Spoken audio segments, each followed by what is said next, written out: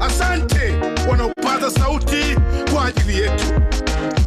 Viongozi wetu, ni wajibu wenu kuhakikisha sheria, utaratibu unatengenezwa kutekeleza agizo la azimio la Malabo la kutenga 10% ya bajeti. Sisi ni wakulima wa Afrika Mashariki. Leo tunataka kueleza ukweli kupitia muziki. Ninyi viongozi wetu, marais, mawaziri wa bunge, sikilizeni. 10% ya bajeti ya taifa ni haki iende kwenye kilimo. Kilimo mbele.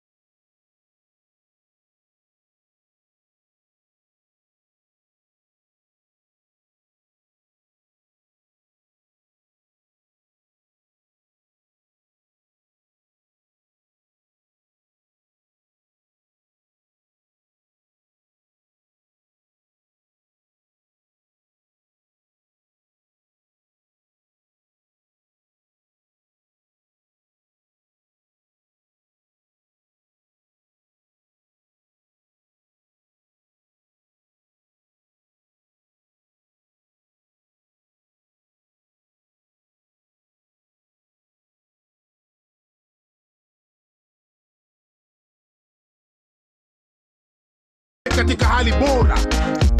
Ustawi kwa wakulima wadogo maana yake ni ustawi wa taifa.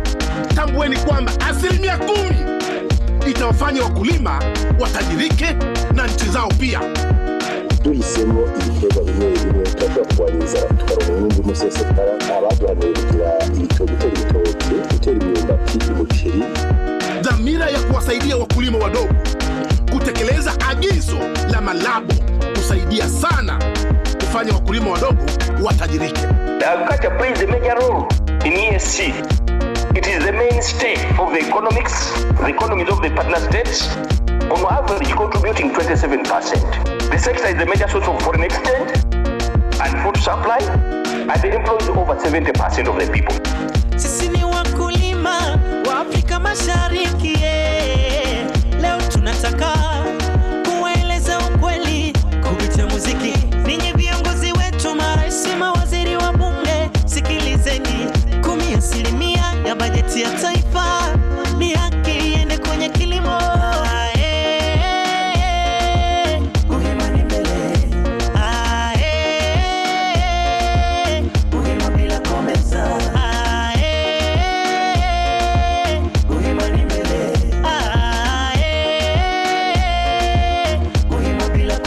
I think the importance of agriculture cannot be overstated. Agriculture is important, so we are only focusing on it to make sure that we maximize the benefits. This support is intended to enable agricultural entrepreneurs to gain access to markets, finance, and insurance. Limo kusoka, limo maso.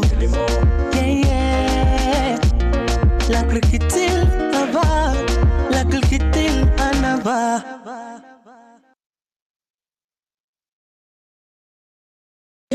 Mungu twaomba uilinde Jumuiya Afrika Mashariki, tuwezeshe kuishi kwa amani, tutimize na malengo yetu.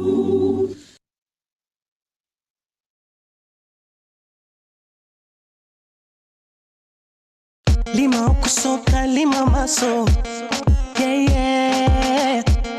L'agriculture anava. Cannot ignore the voice of millions of East Africans. Sisi ni wakulima wa Afrika Mashariki. Leo tunataka kueleza ukweli kupitia muziki. Ninyi viongozi wetu, marais, mawaziri wa bunge, sikilizeni. 10% ya bajeti ya taifa ni haki iende kwenye kilimo.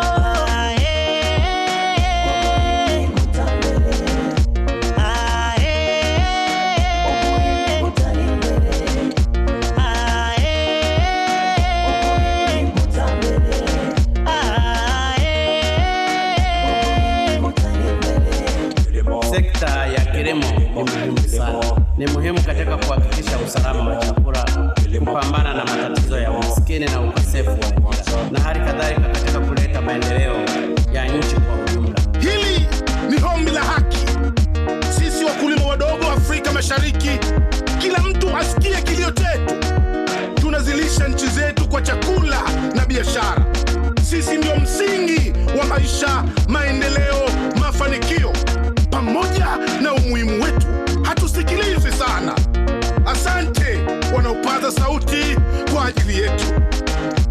Viongozi wetu, ni wajibu wenu kuhakikisha sheria, utaratibu unatengenezwa kutekeleza agizo la azimio la malabo la kutenga 10% ya bajeti. Sisi ni wakulima wa Afrika Mashariki. Leo tunataka kueleza ukweli kupitia muziki. Ninyi viongozi wetu, marais, mawaziri wa bunge, sikilizeni. 10% ya bajeti ya taifa ni haki iende kwenye kilimo.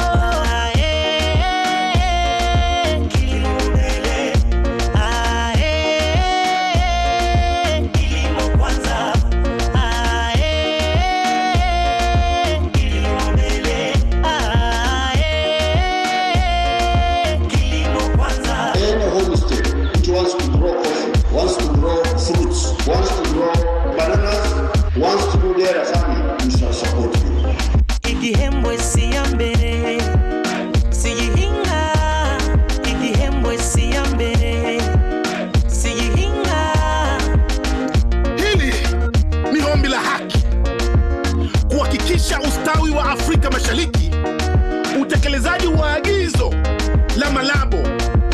zinafanywa na wakulima wawe katika hali bora.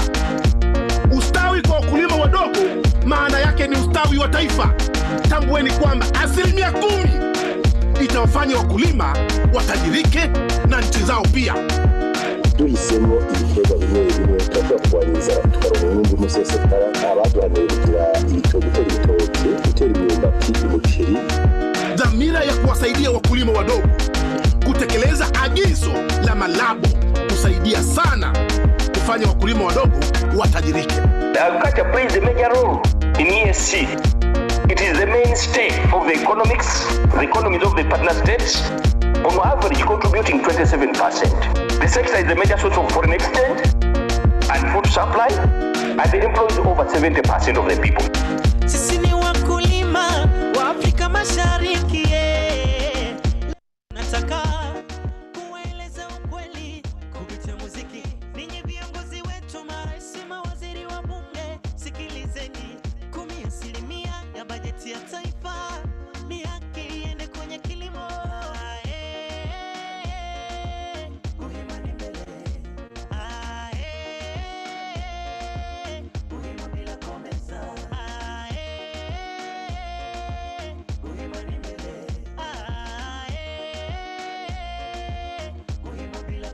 I think the importance of agriculture cannot be overstated. Agriculture is important, so we are only focusing on it to make sure that we maximize the benefits.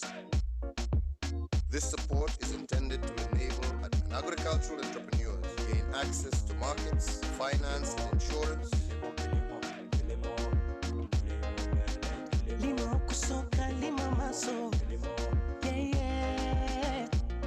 L'agriculture là-bas, l'agriculture en avant.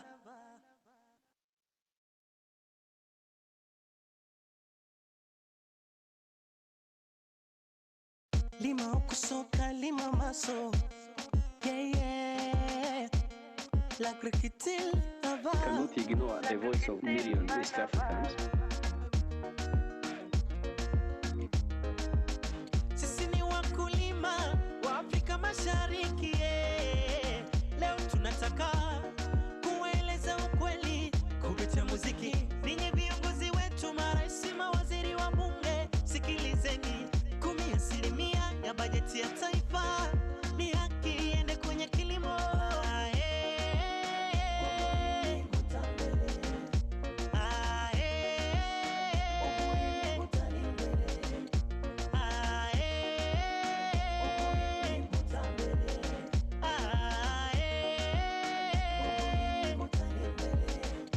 Sekta ya kilimo ni muhimu sana.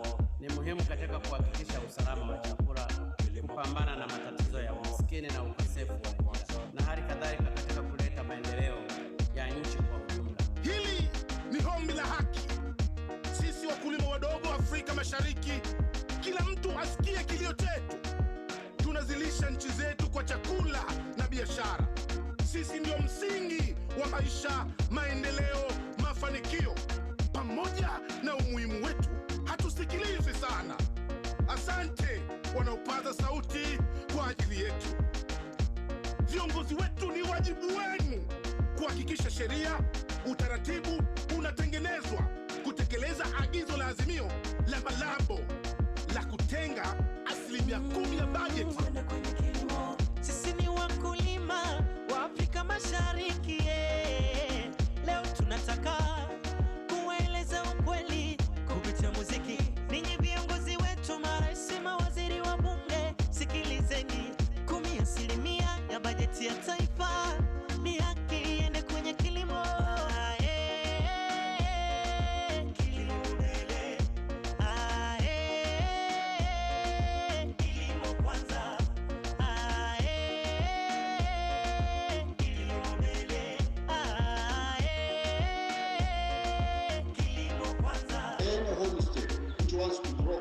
Wants to grow fruits, wants to grow bananas, wants to do their farming, we shall support you. Igihembwe siyambere, siyihinga. Igihembwe siyambere, siyihinga. Hili ni ombi la haki kuhakikisha kuhakikisha ustawi wa Afrika Mashariki, utekelezaji wa agizo la Malabo linafanywa na wakulima wawe katika hali bora. Ustawi kwa wakulima wadogo maana yake ni ustawi wa taifa. Tambueni kwamba 10% itawafanya wakulima watajirike na nchi zao pia. Duhisemo ibiterwa bimwe bimwe tujya kurwanya tukaronka umwimbu musesekara, abaduhanuye kugira ibitoki, gutera imyumbati, umuceri. Dhamira ya kuwasaidia wakulima wadogo kutekeleza agizo la Malabo kusaidia sana kufanya wakulima wadogo watajirike. The agriculture plays a major role in EAC. It is the mainstay of the economies of the partner states, on average contributing 27%. The sector is a major source of foreign exchange and food supply, and it employs over 70% of the people. Sisi ni wakulima wa Afrika Mashariki. Leo tunataka kueleza ukweli kupitia muziki. Ninyi viongozi wetu, marais, mawaziri wa bunge, sikilizeni. 10% ya bajeti ya taifa ni haki iende kwenye kilimo.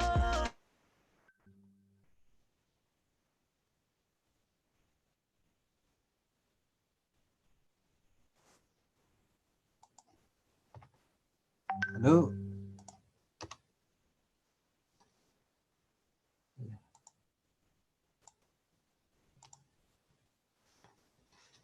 Good morning everyone. Habarini za asubuhi. I don't know if you can hear me. Good morning. Yes, we can hear you. Yes. Hi, Joe. Hi, madam. How are you? I'm How good. is Nairobi? It's fine. Baridi. We can hear you, sir. Good morning. Good morning. How is Lagos? I can see you. So, welcome to the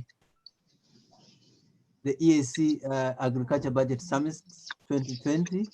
And as you know, with COVID, we have to do things with a new norm. So we thank you very much for registering, and we thank you very much for coming, and we apologize for the coming late. We are waiting for some very important person on their way.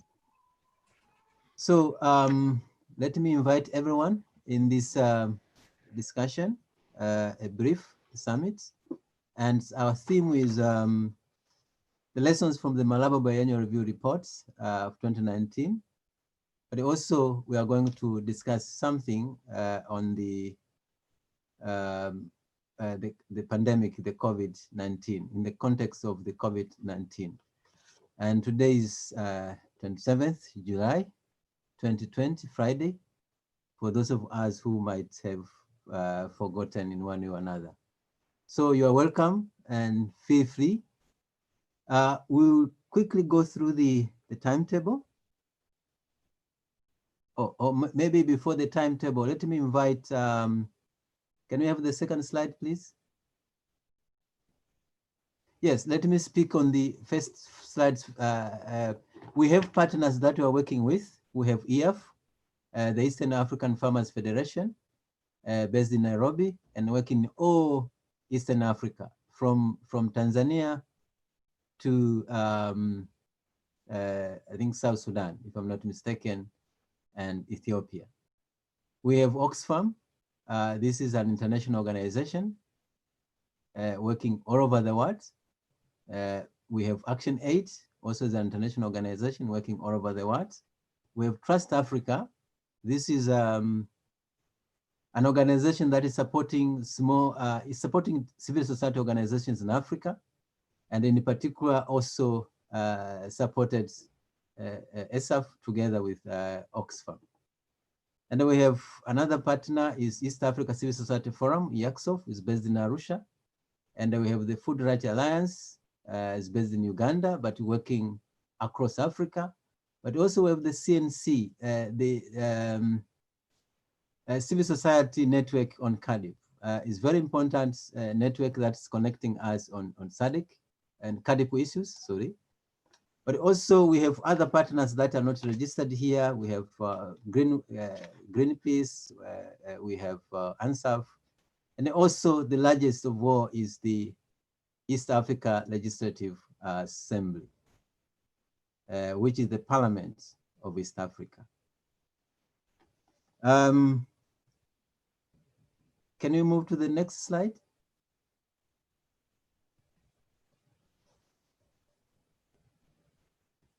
Maybe it's stuck. So with that note, let me invite Mr. Justin to give us some important information as to how we can use this platform. Welcome, Justin. Yes, thank you, Mr. Joe.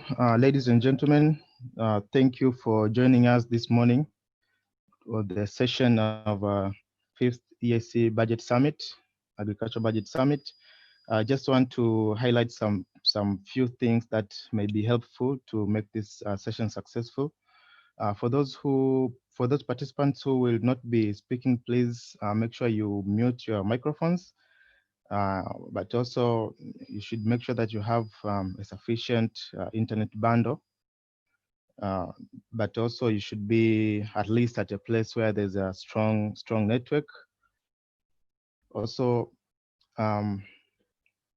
don't shake or don't move so that you cannot interfere with the web signals. But also we expect that everyone is going to be active in this session. There is a question and answer box just below your screens. But also there's a chat box where you can write comments, questions, as well as concerns. And also we expect that each and every one of us will observe time management so that we can finish this session on time. Thank you very much and welcome all.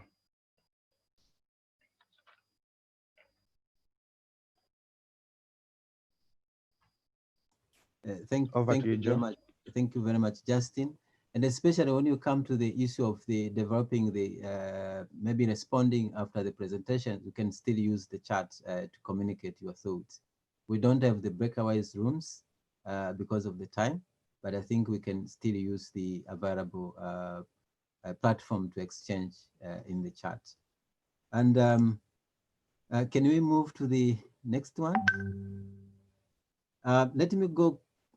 Yes, can we move faster before the, yes, I think the introduction, let me go with the introduction. Stella, can you proceed with the introduction, please?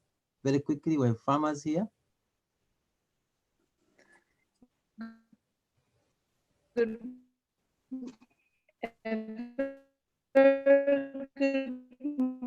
Henry, headquarters based in Morogoro, and I have a very important group, a group of small-scale farmers who are joining us in this meeting, and these are from Rwanda, South Sudan, Tanzania, Uganda, Burundi, and Kenya. So they have organized themselves to be able to participate throughout this meeting. Thank you. Thank you very much. How many in numbers you have in mind? How many do we have farmers joining the webinar? Okay, from the EAC, we have 6 farmer groups from the mentioned countries that I mentioned. Thank you very much. Previously. I think around 40, 50 farmers. That's a good number. Martha, can we proceed? Yes, good morning, ladies and gentlemen. I'm here to introduce the presenters of the meeting. That we have Dr. Chimimba David Phil from FAO. We have Dr. Noula Ponko Simplis from AUC. We have Mr. Jean Claude Cabano from EAC CADEP Coordinator. And we also have 6 EAC CADEP focal person, starting with Mr. Elias Ngedabanyikwa from Burundi, Ms. Josephine Love from Kenya, Dr. George Leju from South Sudan, Ms. Dinah Simtei from Tanzania, Mr. Richard Kabuleta from Uganda, and finally we have Mr. Claude Bizimana from Rwanda. Thank you. Thank you very much, Martha. Importantly, you have to observe the protocol. I think the country starting with B goes first. But thank you very much. Let me go with Irene. Thank you, Mr. Joe. Ladies and gentlemen, protocols should be observed. May I take this opportunity to introduce our valuable partners and other civil society that we've been working with. We have Oxfam, we have Trust Africa, we have CNC, we have FRA from Uganda, we have EF, we have Action Aid International, we have SF Burundi, we have Mviwata from Tanzania, we have SF Uganda, we have KESAF from Kenya, we have APE from Rwanda, we have SAPO from South Sudan, we have Greenpeace, and we have SF Regional Desk. Thank you. Thank you very much. I will go very quickly on the timetable. The first part, as you could see, yeah, it will come. The screen will come later. Is we have the introduction, online registration. Then we have introduction. Then we expect to have announcements, which we have. They are done. Then we will have the national anthem. I think that is the national anthem will come, and then we will have goodwill messages from the partners co-organizing this event. And then you will have greetings from EALA and also messages from the incoming committee chair of the Agriculture Committee of EALA. Then you will have opening remarks by the speaker, Honorable Martin Ngoga. And after that, we have now presentation on the communique on the issues. That will be done by Mr. Kimberly Raine. And then you will have the response from Honorable Matthias Kasamba, the chair of the Agricultural Committee in East Africa. Then after that one, we expect your first presentation on the major findings on the Malabo biannual review report. That will be facilitated by Madam Agnes Chirabo. But the main presenter will be Mr. Jean C. Cabano, the EAC CADIP expert. And then it will come a panel discussion. This will be led by Mr. Kopep Dabugat. I don't know if I'm pronouncing quite well. The panel discussion will be moderated by Dr. Nwara Simplis. The middle name is a bit difficult, Fonku, I think, who is the head of the Agriculture and Food Security Division at the Commission of the African Union. And then here we expect also discussant in the panel to be the CADIP focal person, as they were introduced before. And then you have a plenary that we expect to be managed by Madam Constance Okeke and Irene Ngao. And then we will have a presentation on the impact of COVID done by Dr. Chimiba David Piri. I think you can see him. From who is the FAO sub-regional coordinator for Eastern Africa, but also is FAO representative to AU and UNECA, the United Nations Economic for Africa. Then we will have a discussion, plenary discussion, a brief one. And then lastly, we are going to discuss the issue of the major issues that are coming from this meeting, which will be led by the clerk, but also will be led by Dr. Nyamambi. And then finally, we'll have the closing remarks from the committee chair. So, ladies and gentlemen, thank you very much. Now, the second, I think, is the national anthem. Then we will have the goodwill messages. Over to you, technical person.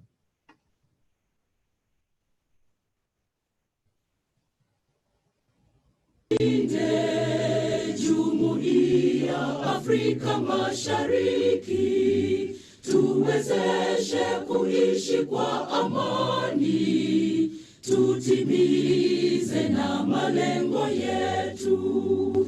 Jumuiya yetu sote tuilinde, tuajibike, tuimarike. Umoja wetu ni nguzo yetu.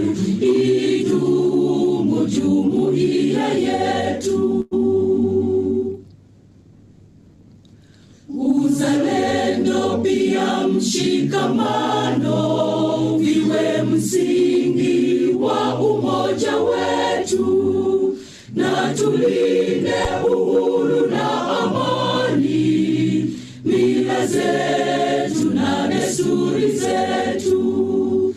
Jumuiya yetu sote tuilinde, tuajibike, tuimarike. Umoja wetu ni nguzo yetu, idumu jumuiya yetu. Viwandani na hata mashambani, tufanye kazi sote kwa makini, tujitoe kwa hali na mali, tuijenge jumuiya bora. Jumuiya yetu sote tuilinde, tuajibike, tuimarike. Umoja wetu ni nguzo yetu, idumu jumuiya yetu.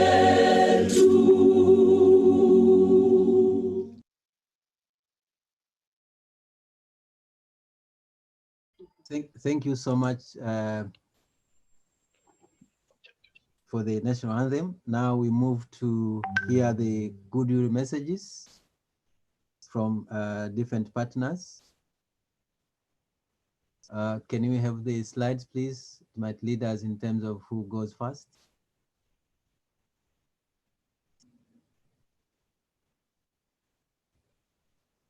Yes, the first one is Madam Constance Okeke, a senior officer from Action Aid International. You are welcome for 30 seconds. A goodwill messages, please. All right, thank you. Good morning, Mr. Moderator. I want to thank all the farmers from Africa for East Africa for being present. Greetings from Abuja, Nigeria, this early morning. I want to thank the parliamentarians, our friends also from the AU and other stakeholders from the different countries. On behalf of Action Aid, we reiterate our support for the East African Agriculture Budget Summit. And this is the fifth in the series. And we will continue to support this process. We are very grateful and happy that even with this COVID pandemic, we're able to have this summit, albeit even very short. But we believe that African economies has so far largely depended significantly on agriculture, and any increased political and financial commitment to this key sector will go a long way in cushioning Africa's economy against shocks like COVID-19 and the recent desert locust emergency that has overtaken our farms, and also the climate change issues, amongst others.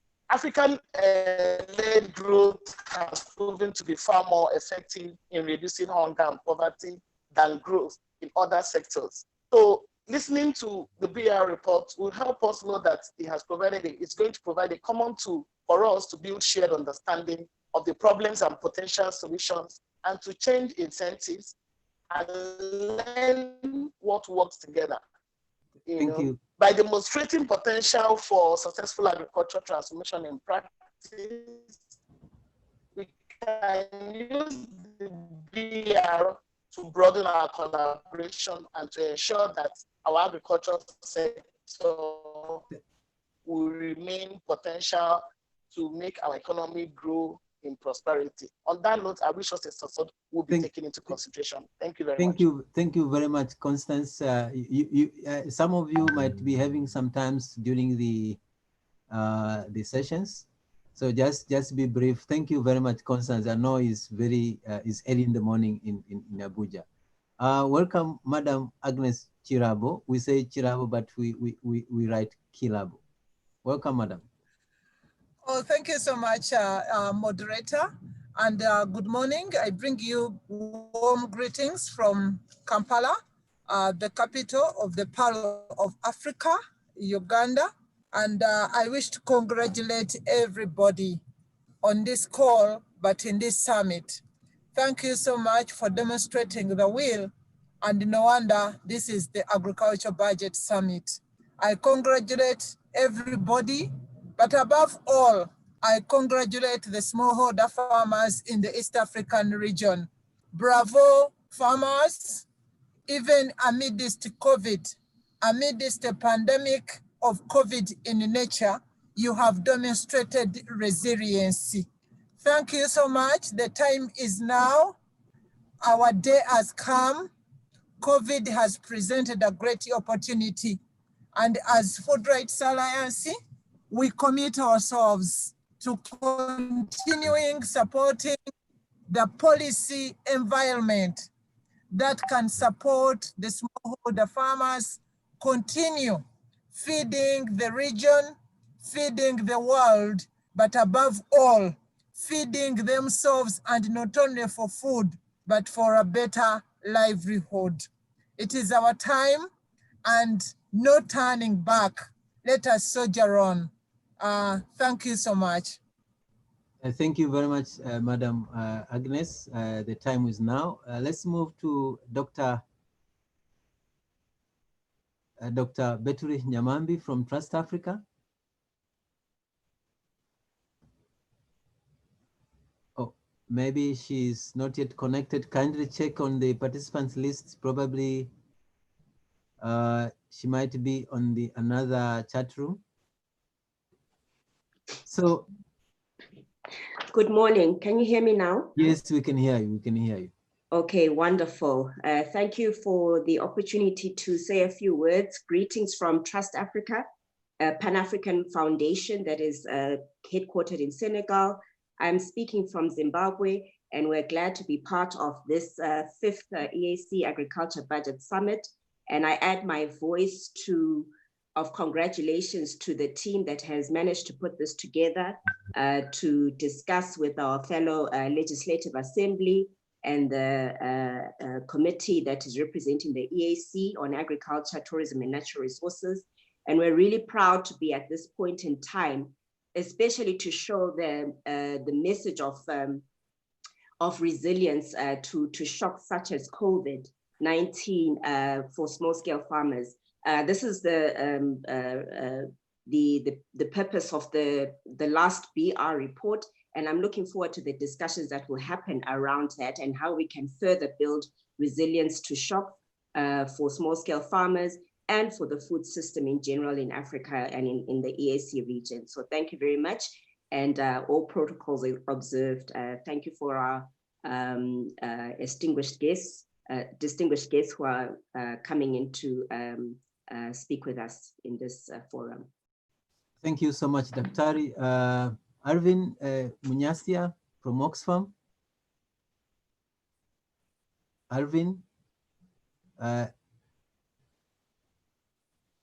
maybe we'll come back later. Let we go to Yaksof. Martha Makenge, are you around? Or maybe struggling to connect.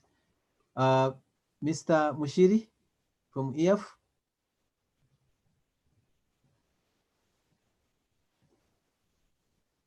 Hello. Okay, let me move. Unmute. Mr. Mushiri, Stephen Mushiri. Or Martha Makenge from Yaksof. Okay, let me move to Freddie. Freddie, are you around? Greenpeace, Africa. If not there, let me hear from COPEP, Dabugat, from CNC.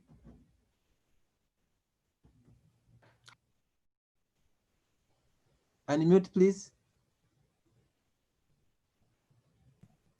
Hello, everyone. Can you hear me? Yes, yes, yes. Go on. Okay. Thank you very much for having us on this call. This is a wonderful opportunity to share some of the thoughts we've had, or should I say frustrations that we've had in all our different quarters during this COVID-19 pandemic. I'm speaking from Jos in Nigeria. I wish to, first of all, commend the efforts of the organizers for putting this together, all the civil society organizations mentioned, especially EAF, ESAF, sorry, and EAF, who has been following the proceedings at the EAC level pointedly. I commend you for your work, as well as other organizations on other levels. I also commend the parliamentarians for giving out time to be here today. It's not an easy task to be giving your time. We know the serious business you've had, especially with the stress of the COVID-19. I most especially want to thank the farmers for all they've been doing. Despite the stress of the COVID-19, they've shown great resilience, and they've shown that they can indeed continue to feed the continent.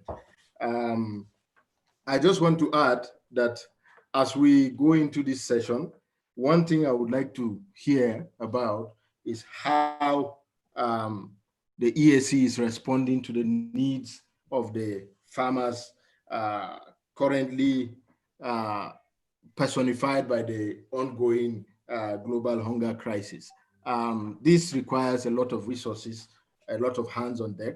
I think the discussion in this call should, to some extent, highlight that that particular urgent need that we have to address. Thank you very much. Thank you very much. Thank you very much, Kopep. Now, is Mr. Mshiri there?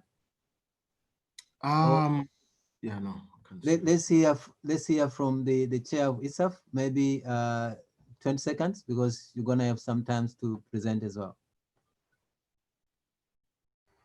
Mr. Hakim Barilaine. Thank you, everyone. All protocol observed. Since I'll be having time, I'll go through all other protocols.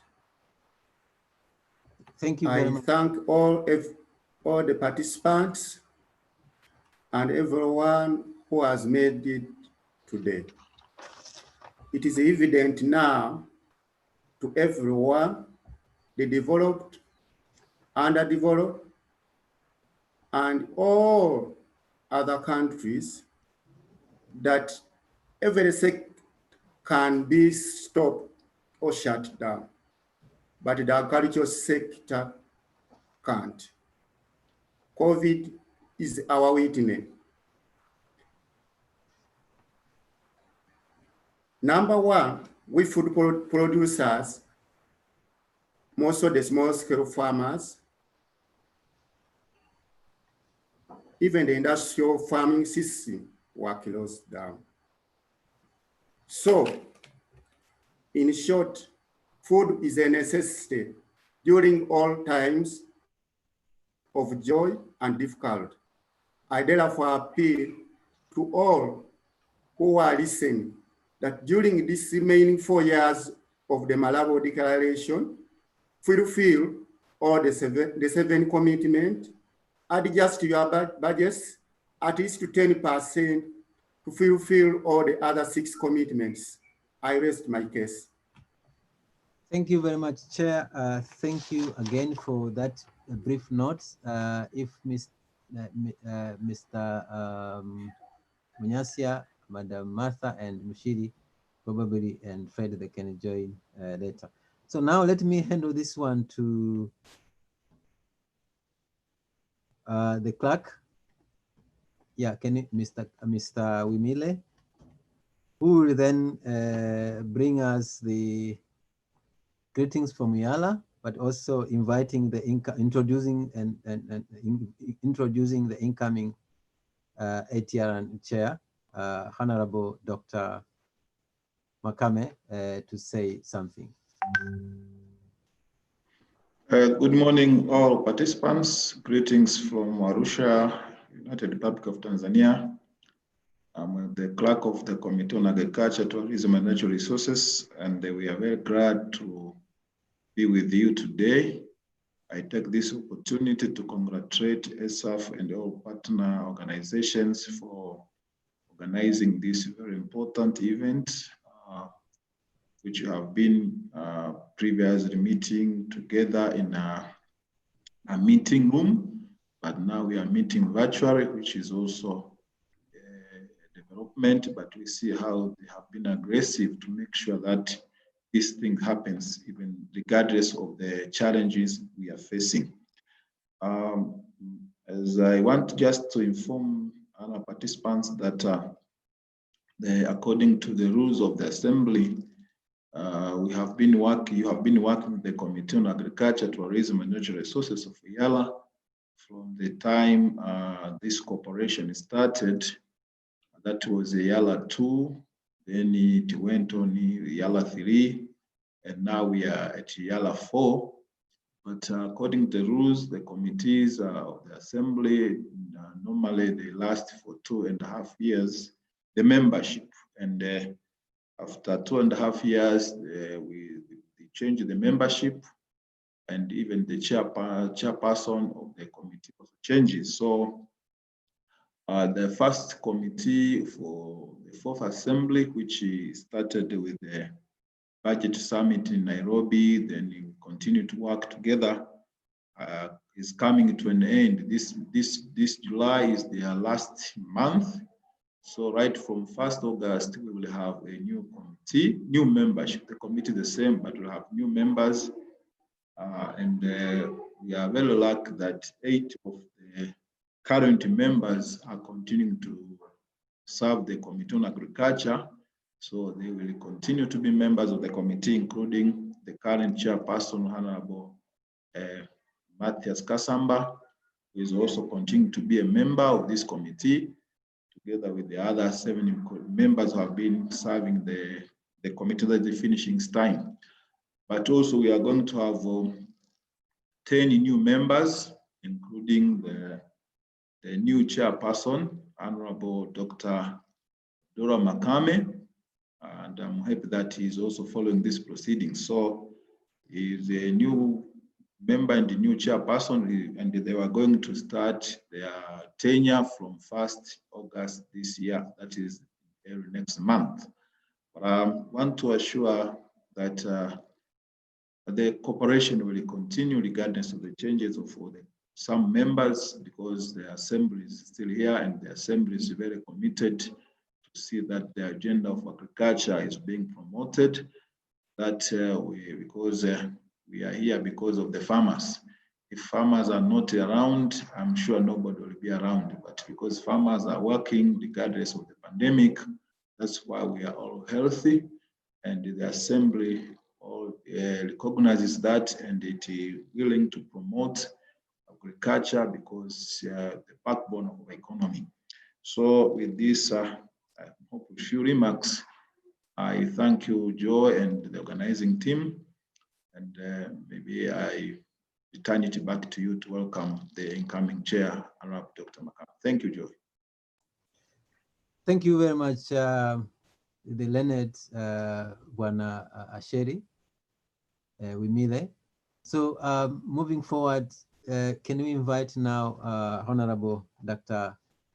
Hasnu Makame to give us greetings from EALA as well. Karibu, Daktari.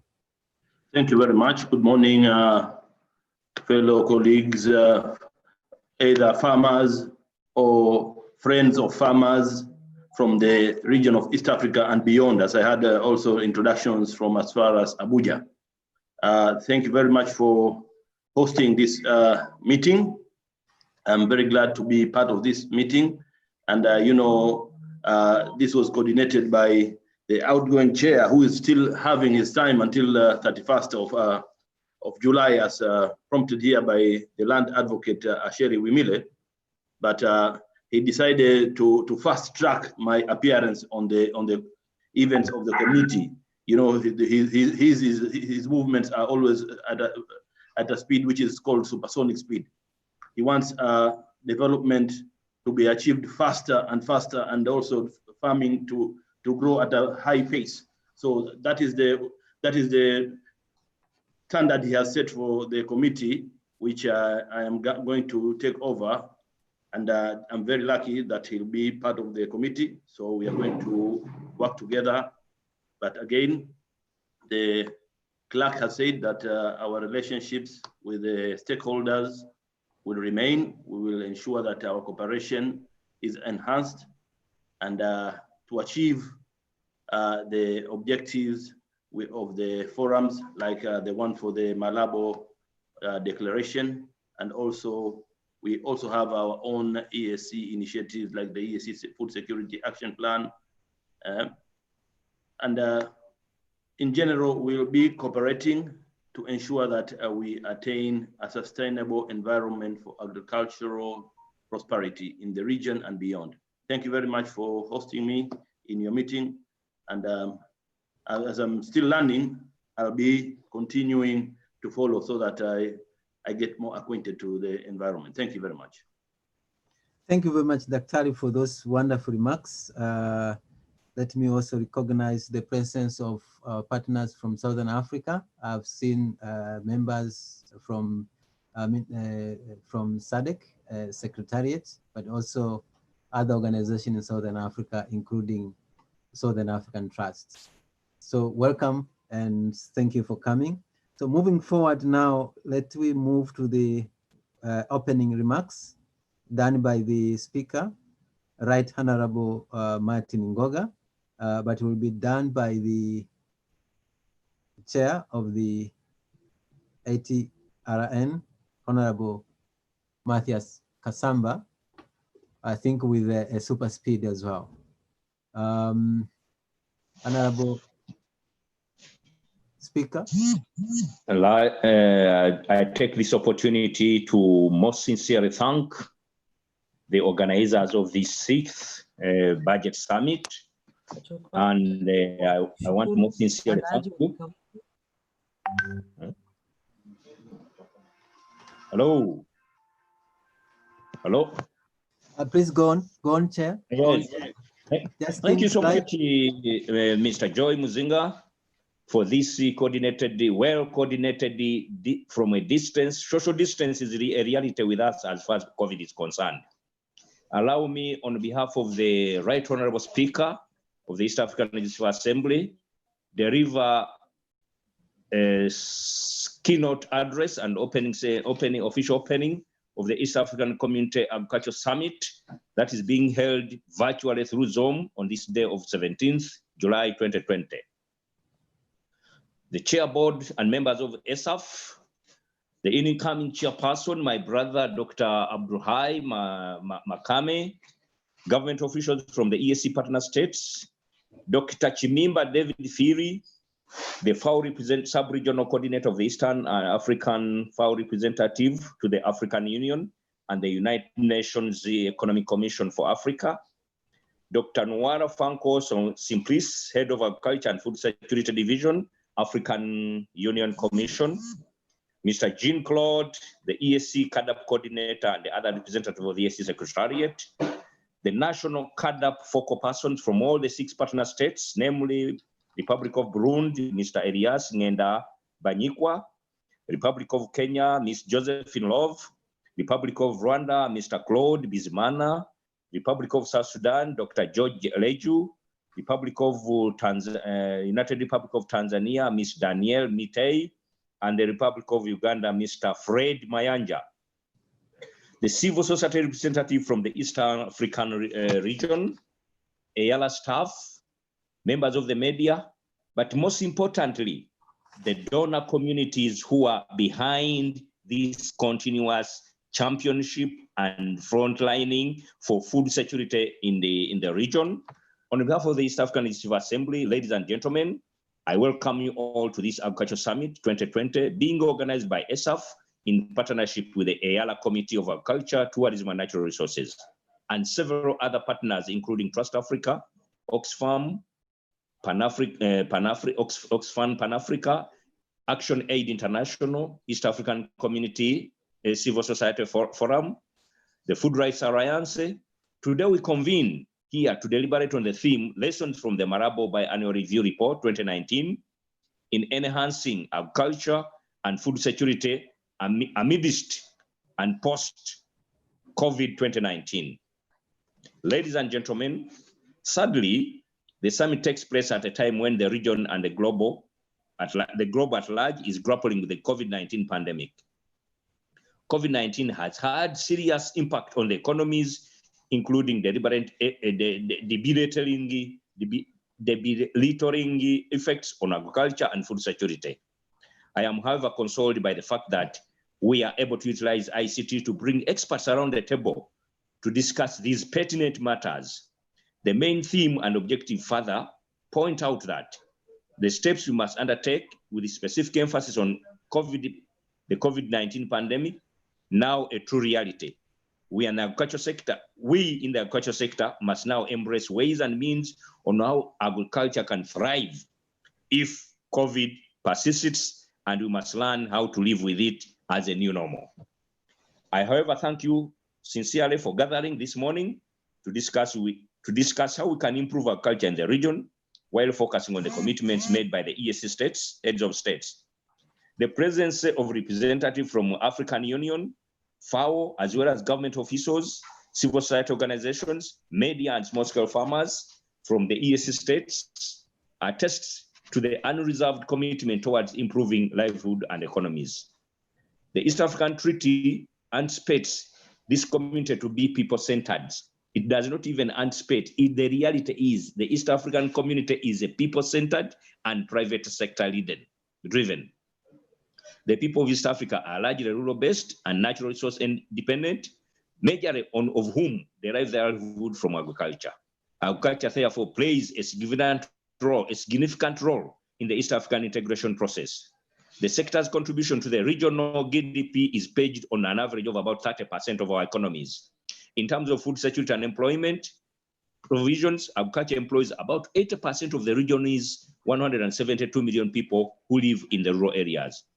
That said, I acknowledge many challenges that our smallholder farmers in the region face, such as include inadequate access to land, seasonal climate changes, droughts, floods, limited access to credit for investment, poor implementation of agricultural policies, poor involvement of majorly the women who till the land all throughout, lack of linkage between research and smallholder farmers, and inadequate extension services among the smallholders.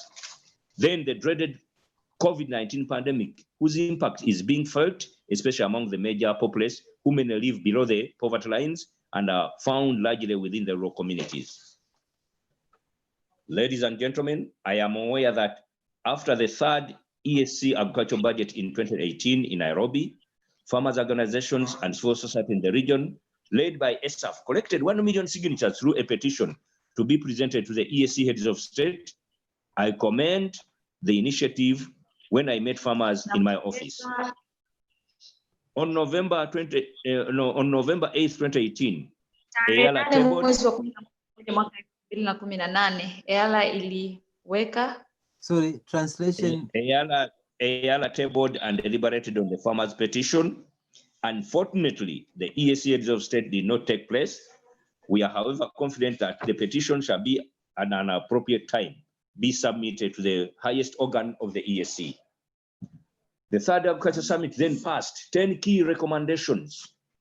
Central among them, the need for EAC to expedite the formation of the Regional Agricultural Advisory Council and the adaptation of the implementation and domestication processes for a regional agriculture investment plan.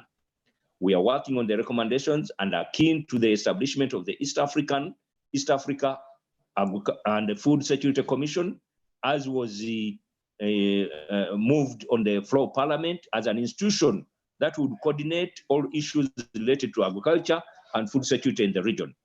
More to this, I want to bring in a very important element where we've been working with the FAO and other partners in the region to bring on board all the parliamentarians in the region under EAC and IGAD to establish the Eastern African Food Security and Nutritional Alliance, where all the parliamentarians would become champions for the very important championship of policy initiatives in all the partner states parliaments to ensure that food security is brought on the table.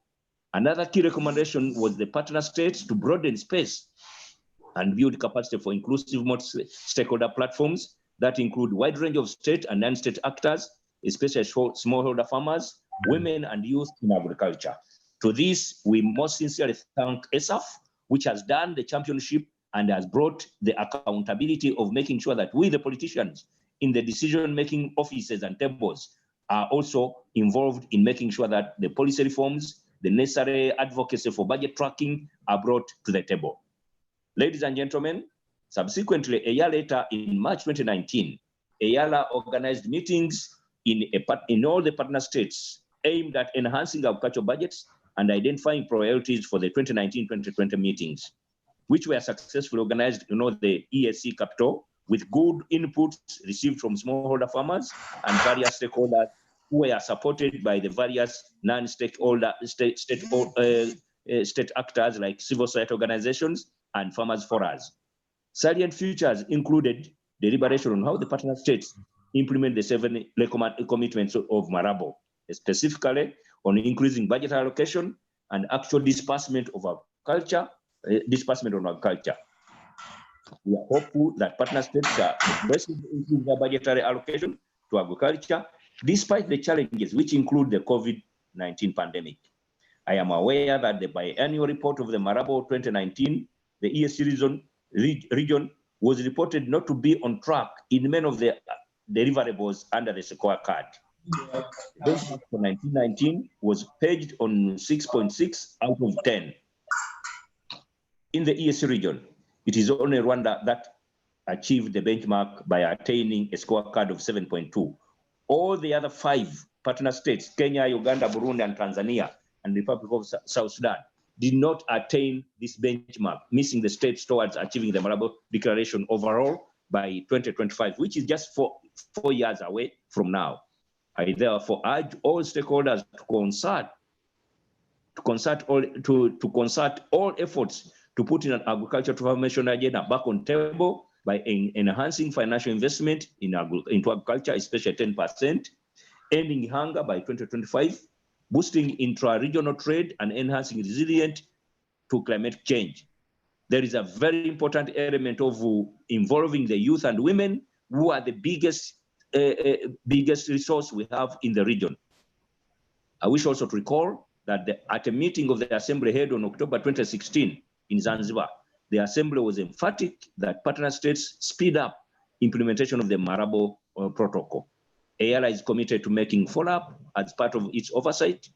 The incoming chairperson, Honorable Dr. Abdulhai Makame, and myself, Matthias Kasamba, and committee members will keep everybody posted on this important development as we make progress toward the forthcoming biannual review of 2021. Ladies and gentlemen, let me once again thank all the organizers of this summit, and I wish you fruitful and fruitful deliberations. It is now my privilege and pleasure to declare the 5th Agricultural Budget Summit officially open, and I thank you for all your kind attention. Thank you so much, Honorable Kasamba, on behalf of the Right Honorable Martin Ngoga. We can now see these are farmers from the United Republic of Tanzania. I can see from the background. Habari zenu jamani, karibuni sana.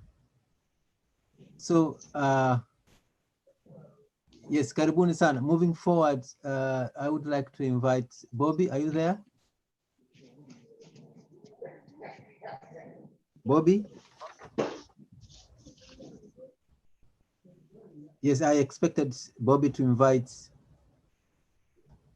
the next presenter, who is Mr. Hakim Bariraine, a farmer from Mayuge in Uganda and the chair of ESAF, to make a presentation on the key issues emanating from the Communique 2019. I think some of the issues were presented already from the opening speech by the Honorable Speaker, but you will see the way how Mr. Chair would have loved to respond to those 9 points. Over to you, Mr. Hakim. If you can make within 5 minutes, we'll be very, very happy.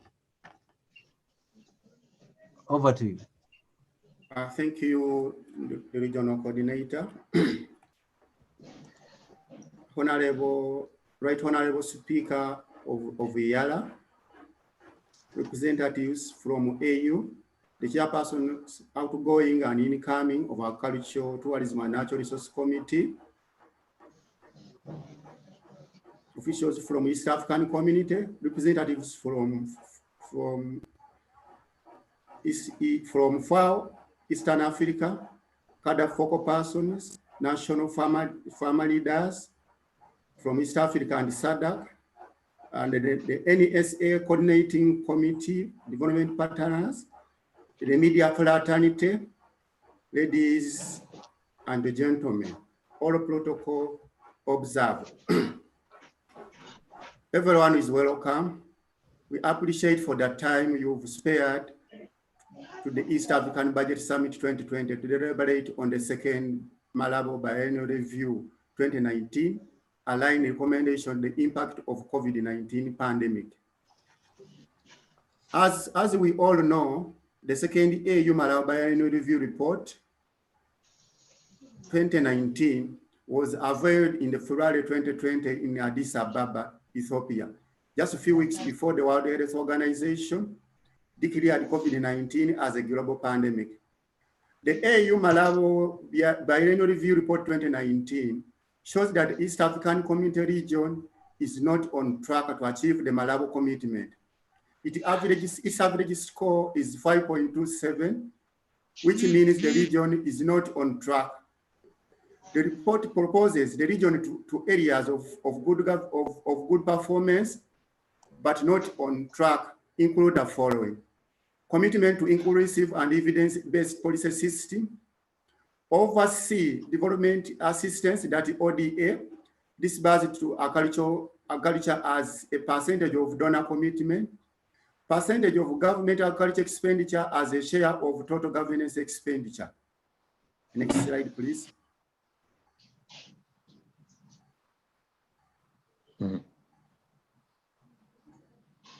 A background engagement with the EALA 2020, from 2012 to 2020. The first agricultural summit on 24th April 2012 in Nairobi, Kenya. Next. The first summit called for the implementation of the Maputo Declaration and allocation of 10% of agricultural sector in institutionalizing relationship between the small-scale farmers and the EALA. Small-scale farmers' participation in the making of East African Community Cardiff Compact, that is the Regional Agricultural Investment Plan, requesting an annual platform between the EALA, the Agricultural, Tourism and Natural Resource Committee, and the farmers. The formation of the East African Agricultural Council. Then the second Agricultural Budget Summit was 4th June 2016, organized by ESAF, Mvata, ESAF Uganda, Action Aid, SNC, ANSAF, and Trust Africa. The objective was to support the implementation of the Malabo Declaration 2014, 2015, and avoid the failure of the Maputo Declaration from 2003 to 2009. The summit for the East African Community EALA to expedite on the Malabo Declaration by putting in place regional legally binding protocol or instruments to ensure realization of the Malabo goals. EALA passed the Zanzibar resolution on Malabo in October 2016. Next.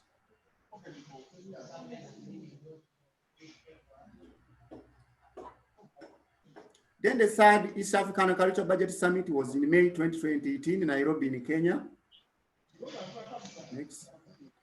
Which reaffirmed the commitment by EALA to work with the national parliament to push for the realization of the Malabo in the East African countries. Look into ways to fund the East African Agricultural Budget Summit. Sought to establish the East African Food and Agricultural Environment Commission to deal with the agricultural and environment-related issues.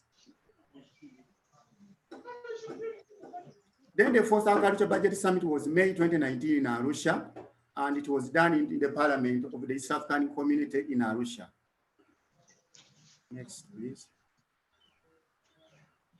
The fourth East African Budget Summit 2019 was attended by the EAC Speaker, Right Honorable Martin Ngoga, and Honorable Mr. Kasamba Mathias. It came up with 9 resolutions made jointly by small-scale farmers, civil society organizations, and EAC MPs, calling the East African Legislative Assembly, EAC, to do the following. Spearhead the establishment of the East African Culture and Food Commission at the East African Committee strategically handle issues of agricultural transformation and food and nutrition security in the region. 2, include the East African Small-Scale Farmers Agriculture Budget Summit in the EAC calendar and budget cycle as an annual event, and in the same vein, sustain the participatory budget enhancement meeting at the national level. 3, EAC to take a provocative role in providing oversight the East African Regional Agricultural Investment Plan and ensure that the Malawi Biennial Review Report 2020 and the results are seriously discussed at the national and regional level. 4, to task partner states that they are preparing, as they are preparing for the next Malawi Biennial Review Report, to pay particular attention to the 3 commitment areas where the region was not on track. That is 1, enhance investment finance in agriculture.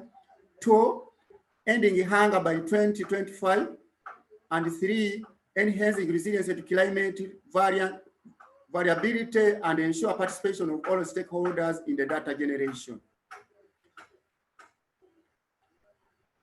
5, expeditiously request the presence of all speakers of the National Parliament to discuss the issues of financing the agricultural sector in the region by virtue of the powers entrusted to the sub-organ in Section 5 of the East African Community Budget Act 2008.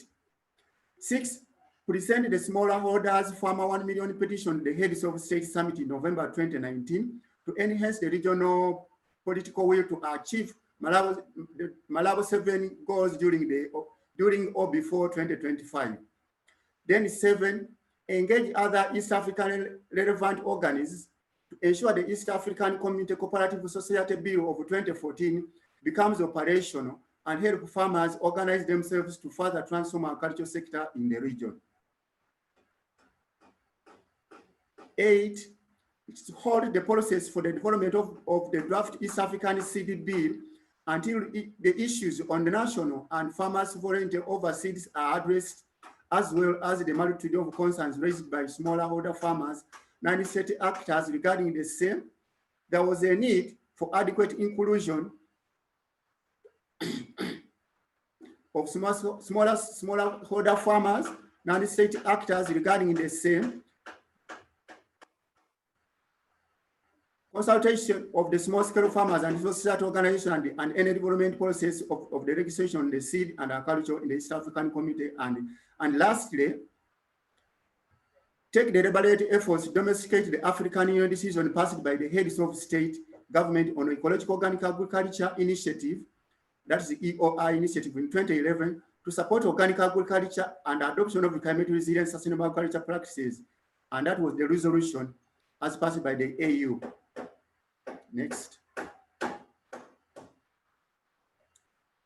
Ladies and gentlemen, I thank everyone, more so our partners, our funding partners, and all the participants. I now invite the Honorable Chair of Agriculture, Outgoing Tourism and Natural Resource Committee to respond to the 9 what has EAC or East African Community done. Thank you. I submit. Thank you so much, Chair ESAF, Honorable Mr. Hakim Balilaine, for the very good snapshot of the commitments we've undertaken as the partners in transforming agriculture in the region. And I would like to assure the partners in the development and the struggle to champion for small-scale farmers, increase the participation in ensuring that food security, nutrition security, and income enhancement in as far as agriculture is concerned, is still our biggest thrust. And as members of parliament on the East African Legislative Assembly, we are totally committed. And I want to use this opportunity to officially welcome my brother, Honorable Abdullahi Makame, for having taken over the mantle. And I'm very, very happy. I trust Tanzania is one of our biggest partners in as far as food production in the region is concerned, in terms of producing rice, in terms of producing all types of foods, which are spread out in the entire span of the United Republic of Tanzania. I want to assure the summit members present that EAC and EALA has done commendable steps, though with challenges.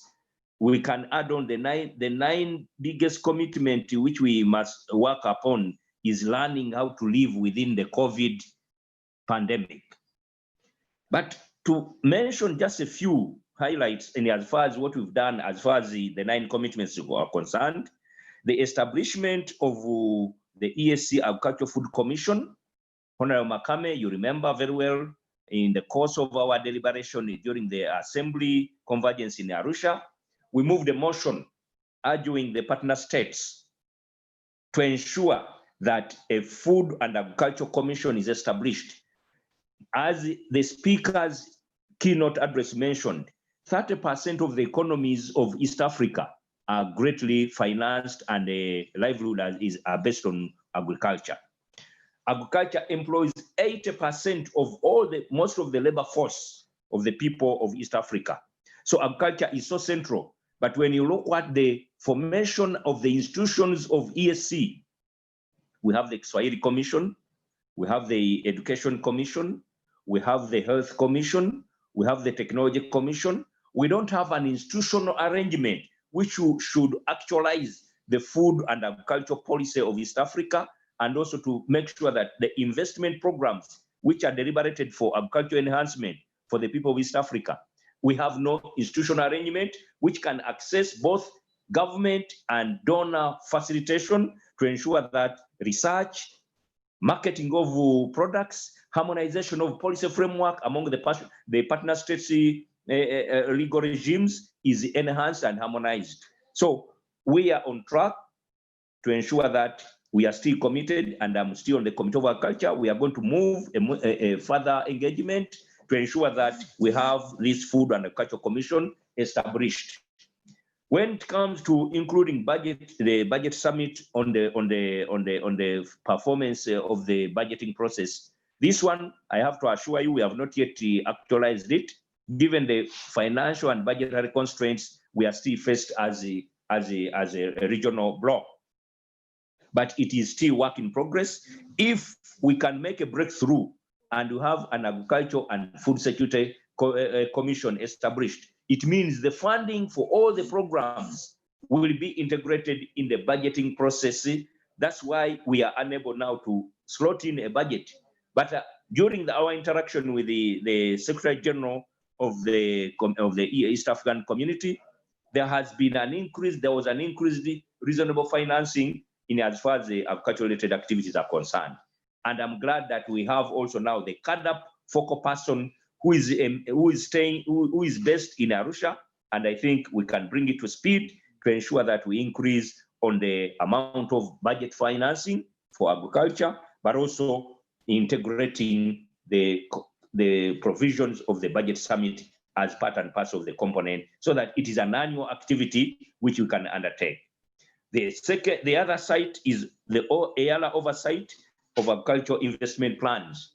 To this, last year in March, April, we were able to move in to ensure that we go to all the partner states to ensure that we mobilize the committees of agriculture, the committees of finance, and also the small scale farmers and all the civil society organizations, so that we enhance the 10% investment in as far as the Marabo Declaration is concerned. We also participated in the preparation of the Marabo annual review processes, which were going on last year. Unfortunately, as the results have been shown, we are still, all of us, still off track in as far as the realization of those 7 commitments which were signed by the heads of state in as far as halting, minimizing the agricultural challenges which still face the small-scale farmers. The fifth commitment was speakers of national parliaments to bring them to attention of financing the agricultural budget and making sure that they work very closely with the Minister of Finance together with the budget committees and the agricultural committees to ensure that progressively the national budgets can reflect a steady growth. Maybe in 2 or 3 years, by 2024, we should have realized at least 7 to 8% of the national budget reflecting, if not 10%, it is reflecting as far as budget for agriculture is concerned. This is still work in progress, and I am making sure that with the new incoming chairperson of the committee, Honorable Abdullahi Makame, we are going to work, and we should work with the speaker of the National Assembly. We convert a speakers, because there is a speakers platform, to make sure that all the speakers of the EAC can convene before the budgetary processes, which begin usually in September, to make sure that we have a harmonized advocacy platform where the national speakers within the national parliaments, within the partner states, can be able to champion and call upon governments, the executives, to ensure that the 10% commitment in Marabo is realized. I want to assure you that, and I want to thank ESAF and all the donor communities, the supporters who championed the 1 million farmers petition, which they delivered to Arusha before the speaker and the clerk. And we know that as the speaker's comments have been mentioned, the heads of state have never convened to effectively deliberate on this matter. But I know this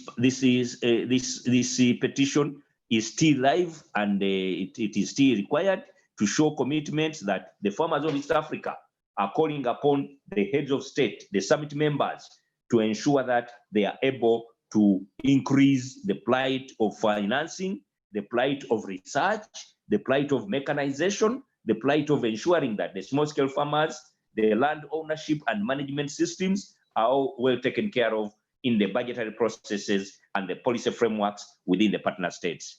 The cooperative bill, as you ably said, is still work in progress. We still have so many cooperative bills which are still pending for assenting within the summit, and our legislative process is configured in such a way that when a bill is passed within the National Assembly, the council chair and the council members forward this, the Secretary General of the EAC forward it to the national parliaments, which eventually look through it, and then it is forwarded to the summit where they should be assenting. We should be able to also make sure that this bill, it is through cooperatives that we can be able to realize increased farmer participation within the value chain by owning up the production, the processing, that is the post-harvest handling, the value chain, and up to the marketing and linking up to the export markets and also the regional trading of the program. The eighth is the draft of the East African Seed Bill, which I think one time we had an engagement with the leadership of ESAF, and we are able to make sure that we don't allow this bill to come on board as far as a draft bill for the Committee of Agriculture to take into consideration. We should call upon all the other stakeholders, the seed players, the East African Farmers Forum, the East African Business Council, the ESAF, and all the other players like Trust Africa, Green Growth, Greenpeace, and all the stakeholders who have interest to ensure that seed is the foundation for a better agricultural system. We should bring on board all these other stakeholders to ensure that this bill does not bring a mere section of those who are interested in selling seed within the region without recourse to the bigger stakeholders and the ownership of the seed within the original traditional systems of seed generation, seed preservation, seed management, and seed marketing. So all these must be discussed elaborately to ensure that we have an East African seed bill that will encompass all the interests of the small scale, the large scale, and all those who will trade, those who will transport, those who will do research on seeds must be brought into a harmonized discussion system. The domestication of the decisions for organic agriculture. This one I cannot stop talking about it. There are those who are in for the GMOs. There are those who are in for organic agriculture.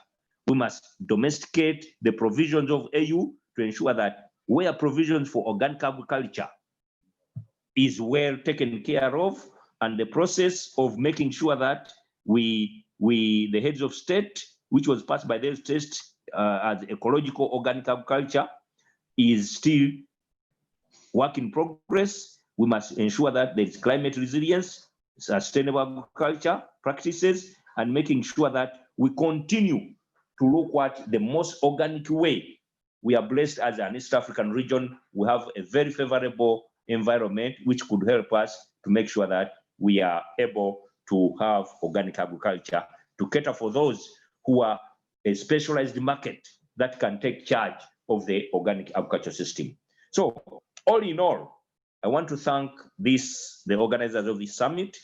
I want to assure you that as members of the East African Legislative Assembly, and we have also established an arrangement under the support of FAO to make sure that we have an alliance of parliamentarians, which is established in every national parliament, so that we bring on board champions in the national parliaments to make sure that much as we represent people in the various communities in the East African community, the parliamentarians in the partner states are the most appropriate team members who appropriate budgets at national level, who can influence budgets at the devolution level, like in county governments, who can influence budgets at the local government levels to ensure that, and then we harmonize the private sector.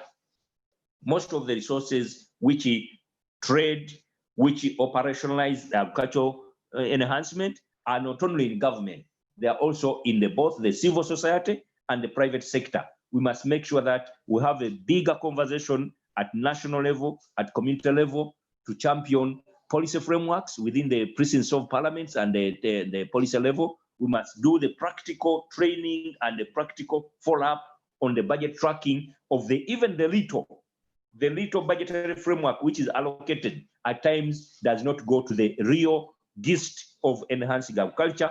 Rather, it goes in the capital development of workshops, of trainings, and it misses the enhancement of the gist of reaching out to the farmers, reaching out to the women, reaching out to the youth, reaching out to any technology transfer. We have so many research institutions in the partner states who have made very good, commendable seed, breeds, and technologies which can improve the production and the productivity of the small-scale farmers. But we still lack the mechanism to make sure that they are rolled out to the gardens to ensure that there is enhancement of production within the community. COVID is a reality to live with. We must develop mechanism on how we can continue to trade across border in food, in commodities that enhance food production, food exchange, and food standards.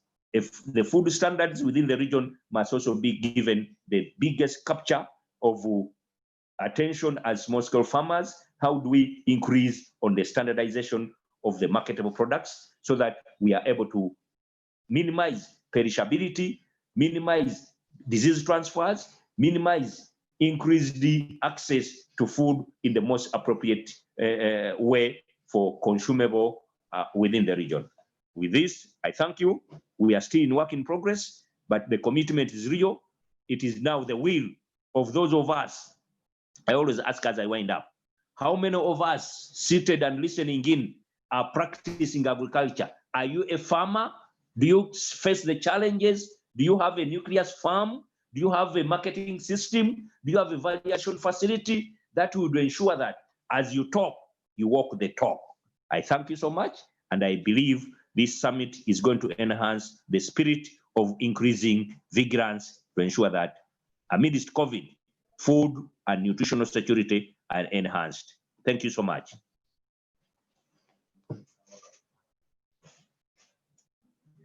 very much, Chair. Thank you for a wonderful presentation and response. We have touched almost everything, and I can see you are. All those are just flowing, and we can see. Really, as we said, that the commitment is real. Let we keep the spirit moving on. So thank you again. I don't know how to clap, but thank you very much, Chair, and thank you for a wonderful response. Now, I recognize the Ecological Organic Agriculture Initiative of Africa. I also recognize ACB. I recognize PELAM Association. I recognize AFSA, and I also recognize a number of civil society organizations as well as media. Now, moving on, the time is really not on my side. Let me handle this one to handle now with speed. Agnes Chirabo, I think, can rescue themselves sometimes. She will manage this session about the East African performance on the Malabo Biennial Review Report. So welcome, Madam. The floor is yours. Thank you so much, Chair. I take this honor in our first split time, dear distinguished guests and participants to this summit, to present to you our next speaker. And our next speaker is going to give us the key findings as a region from the Malabo Biennial Review Report 2019, and how the East African region has prepared to do differently in 2020 report, including the issues of the regional joint agriculture sector review processes. And the person to speak to us in the shortest time that we have is none other than our EAC Secretariat CADAP expert that the outgoing chairperson has talked about, Mr. Jean-Claude Kabaro from Rwanda. Thank you so much, Jean-Claude. We have waited for such an expertise like the EAC chairperson, the committee chairperson has alluded to. Mr. Jean-Claude Kabaro, the EAC CADAP expert, is a public policy expert. He has worked with farmers, he has worked with civil society, so his being placed here is not new to him. We are just going to tap into the expert, and in a very short time, we are going to be reaping and counting our dividends. You're welcome, Jean. Our time is fast spent. We had 30 minutes earlier on the program, but we cannot afford to have them. If we could offer to this summit at least 10 minutes, and instead of using 30 minutes, we use 20 minutes, it would be better for the establishment. You're welcome, Jean. Thank you so much. As I've been introduced, my name is Kabano Jean-Claude. Allow me to not display the video because my internet is not stable. I've been introduced to present the major findings here from the biennial review report. And first of all, I congratulate ESAF to inviting us to this important platform. And we think that joining together our efforts will yield to something which is better than working in silos. So allow me to display the first slide. As you all know, Malabo Declaration, I don't want to go back about the CADE, its formation, the Maputo Declaration, Malabo Declaration. Allow me to go straight to the commitments. We have 7 commitments, where one of this is coming, is a recommitment from the Maputo back to Malabo. So the first one is principles and values of the CADA process. The second one is enhancing investment finance in agriculture. Third is ending hunger. in Africa by year 2025. The fourth one is halving poverty by the year 2025 through inclusive agriculture, growth, and transformation. Fifth is boosting intra-African trade in agricultural, commodity, and services. Sixth, enhancing resilience of livelihoods and production systems to climate variability and related risks. And the last, not least, the mutual accountability for actions and results. This is the mother of the BR report. Why? Because it's all embedded in the last commitment. Next slide. So someone will ask, what is the BR report? Actually, the BR report is a process. It's a biennial agriculture review that involves tracking, monitoring, reporting on progress. Which progress? The progress on the provisions of the Malabo declarations.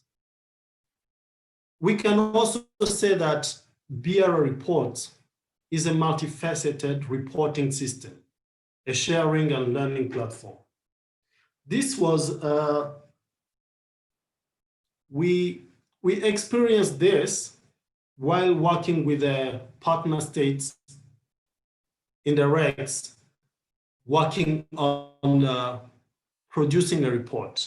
You will find that countries that still considering that agriculture is a business for Ministry of Agriculture, those partner states was very challenging to them to produce the reports. Why? Because they couldn't see that now agriculture is not a sector. It's like a mother of all sectors, as Honorable Kasamba has said. So agriculture could not involve only the Ministry of Agriculture. It also involved the health, trade, Ministry of Infrastructure, Ministry of Water and Management, Environment, women. In all the sector, agriculture is still live. It should be like a cross-cutting sector. So why do you think the BR is so important? Of course, yes. Why? Because it institutionalized a system for peer review that encourages good performance by member states in implementing the provisions of the Malabo declarations. It also recognized through award biennially exemplary performances. Talking about the awards, I would like to congratulate Rwanda because they have done a lot of progress in achieving milestones. Because now this is the second time Rwanda is becoming the best score, overall score in all the continents. Next, please.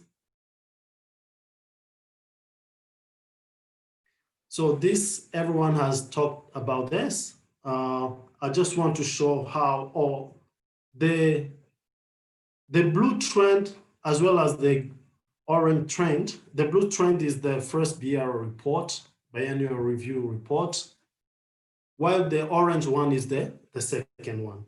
You could see that all the countries, all the partner states have made some progress. In the first BR report, the benchmark was 3.9.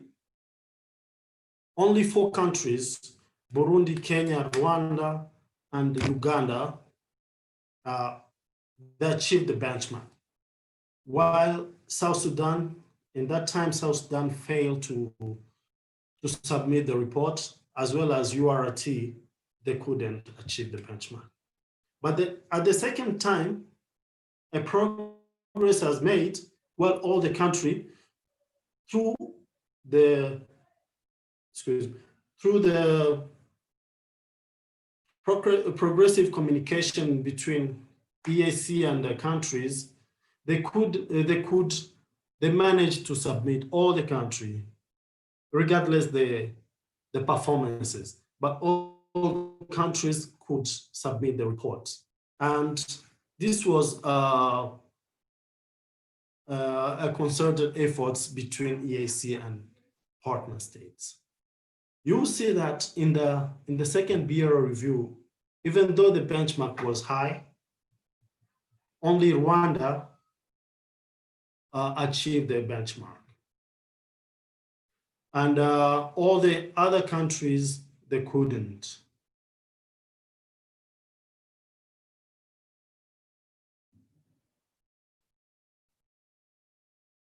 Yes, next please.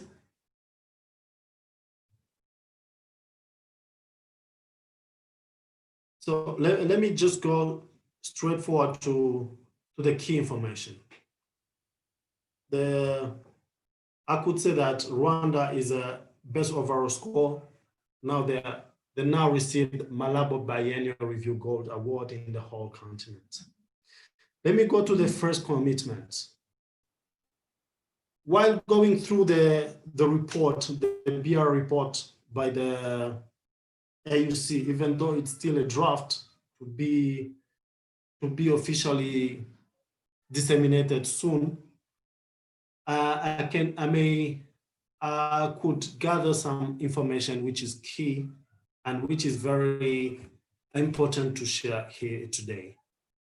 We'll see that in the first commitment, only Rwanda and Tanzania in our region, those two countries are only the ones who are on track, while the four countries couldn't.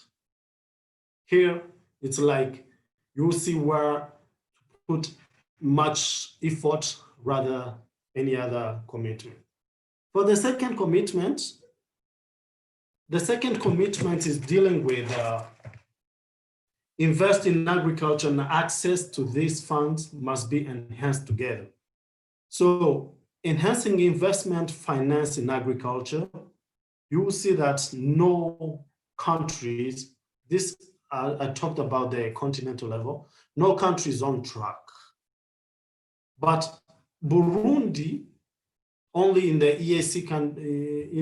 EAC region, only Burundi is on track among the four other countries. They scored on the indicator. We dealt about government agriculture expenditure as percentage of total government expenditure. I would like to come back to this indicator later. The third commitment is dealing about ending hunger. African leaders resolved to accelerate agriculture growth, reduce losses caused by poor post-harvest handling, increase agriculture productivity, and improve nutritional status. This is all about the commitment number 3. So only Uganda is on track. And we can see that in Abuja Declaration, dealing about the recommended minimum of fertilizer, no EAC country scored this recommended of attain 50 kgs of nutrients per hectare. Why?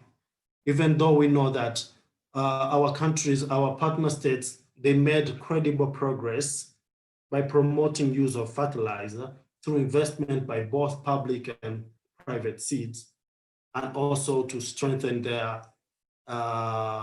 policy and regulations. But still, we're still scoring under the recommendation minimum. Rwanda and Uganda, they are among 16 countries to double current levels of quality agriculture input for crops, livestock, fisheries by 2025. While other countries they couldn't achieve this. We'll see that only Rwanda and Burundi established a full functional food safety system. this is a very good achievement for those two countries. The fourth commitment, dealing with halving poverty through agriculture by 2025. You will see that countries that are focusing a lot of efforts in promoting women and youth, those countries, they could achieve this commitment. Why? They are involving those two players in the economy of their countries, and put a lot of efforts to promote strong policy and regulation to promote women and youth.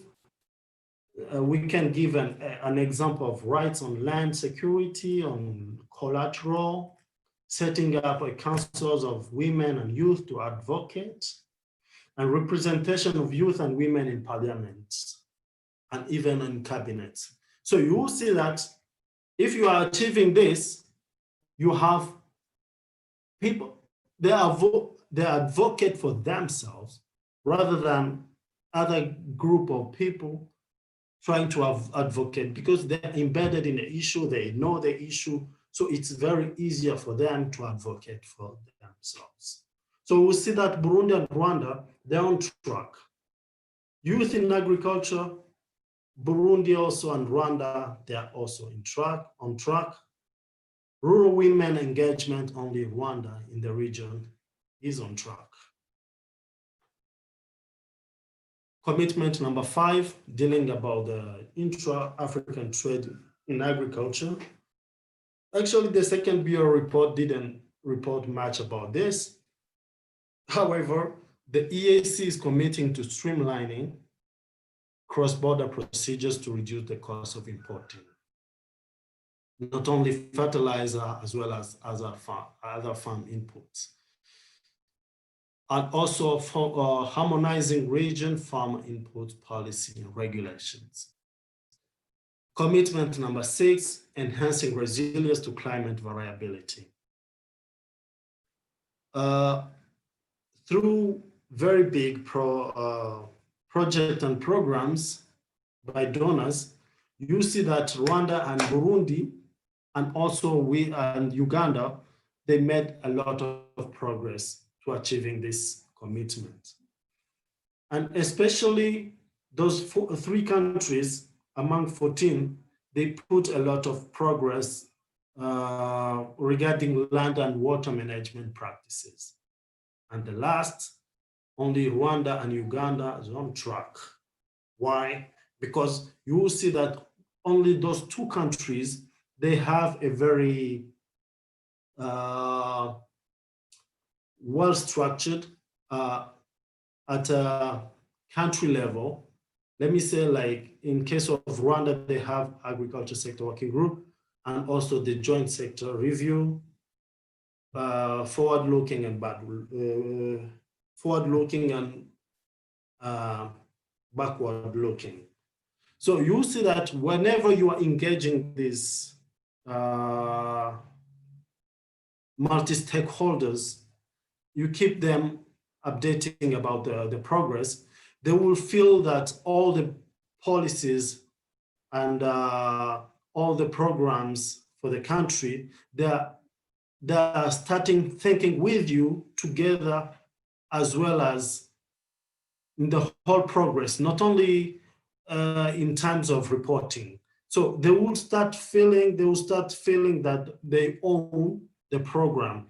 And whenever they try to mobilize funds, they just come and say, okay, we will see in your strategy where we can fit so that we start funding this. But since they find you that you are not also guided by your big frameworks like a policy or a strategy or an action plan, they will start implementing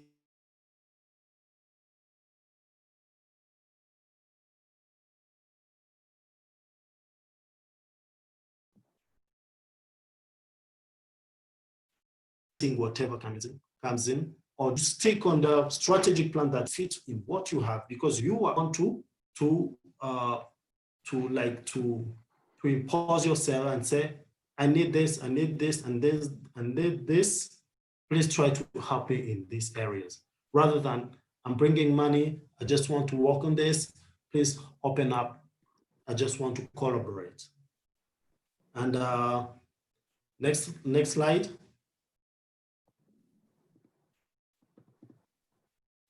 So the experience we gathered from the EBR report. We'll see that BR report as continuous M&E process isn't a continuous M&E process, not an ad hoc reporting process. We have experienced that in some countries, we saw that they are trying to involve partner states in the period in the reporting period. Why does this doesn't work?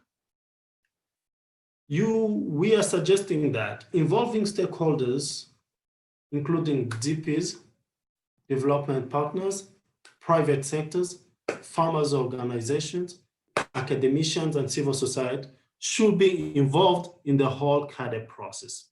The whole CADE process, including the National Agriculture Investment Plan. Once you are doing the National Agriculture Investment Plan, try to consult all this spectrum, and not taking them aside and say, we will give you what you have to implement. No. And after having this National Agriculture Investment Plan, try to make like an agreement through a CADAP compact. Make an agreement. Make sure that the civil societies were represented, and they have to sign as a pledge to implement the National Agriculture Investment Plan.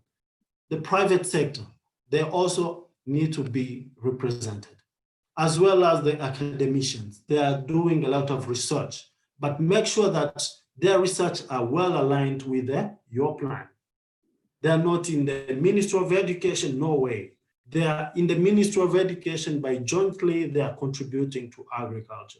So whatever they're doing, with or without your money from the Ministry of Agriculture, you have to exchange curriculum, you have to need to be in touch with them, so that whatever the research they are producing, they're also inviting the ministry to come and validate the results, so that you keep the regular communication with them.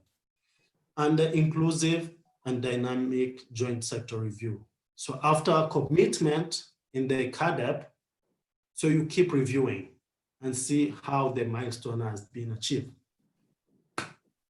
We saw also the data gaps due various mechanisms. The lack of data are obtained from periodic surveys. So you see that in the reporting of the BR, countries fail to engage a survey because sometimes a survey or census, they are huge in budget and the government didn't plan for this. But since you have engaged already the DPs, you can just take like WFP and say, okay, we want some data like a benchmark, a data baseline on the nutrition and food safety. Can you please incorporate this in your plan so that we can have such data? But whatever they are producing, again, they are bringing on the table to the ministry so that the result can be achieved. The result can be discussed and approved together. You will see that there is also the lack of disaggregated data by gender and youth. This was very common in almost all the countries. They're saying we engaged, we hired X numbers of farmers. While you are asking about the gender or youth disaggregation, they don't have such data. They also data gaps about the post-harvest loss remain.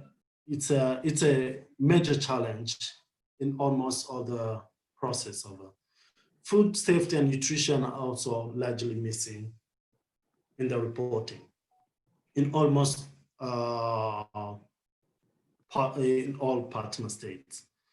So failing to report data in the requested format by AUC, you will see that in at a country level, the countries tend to report in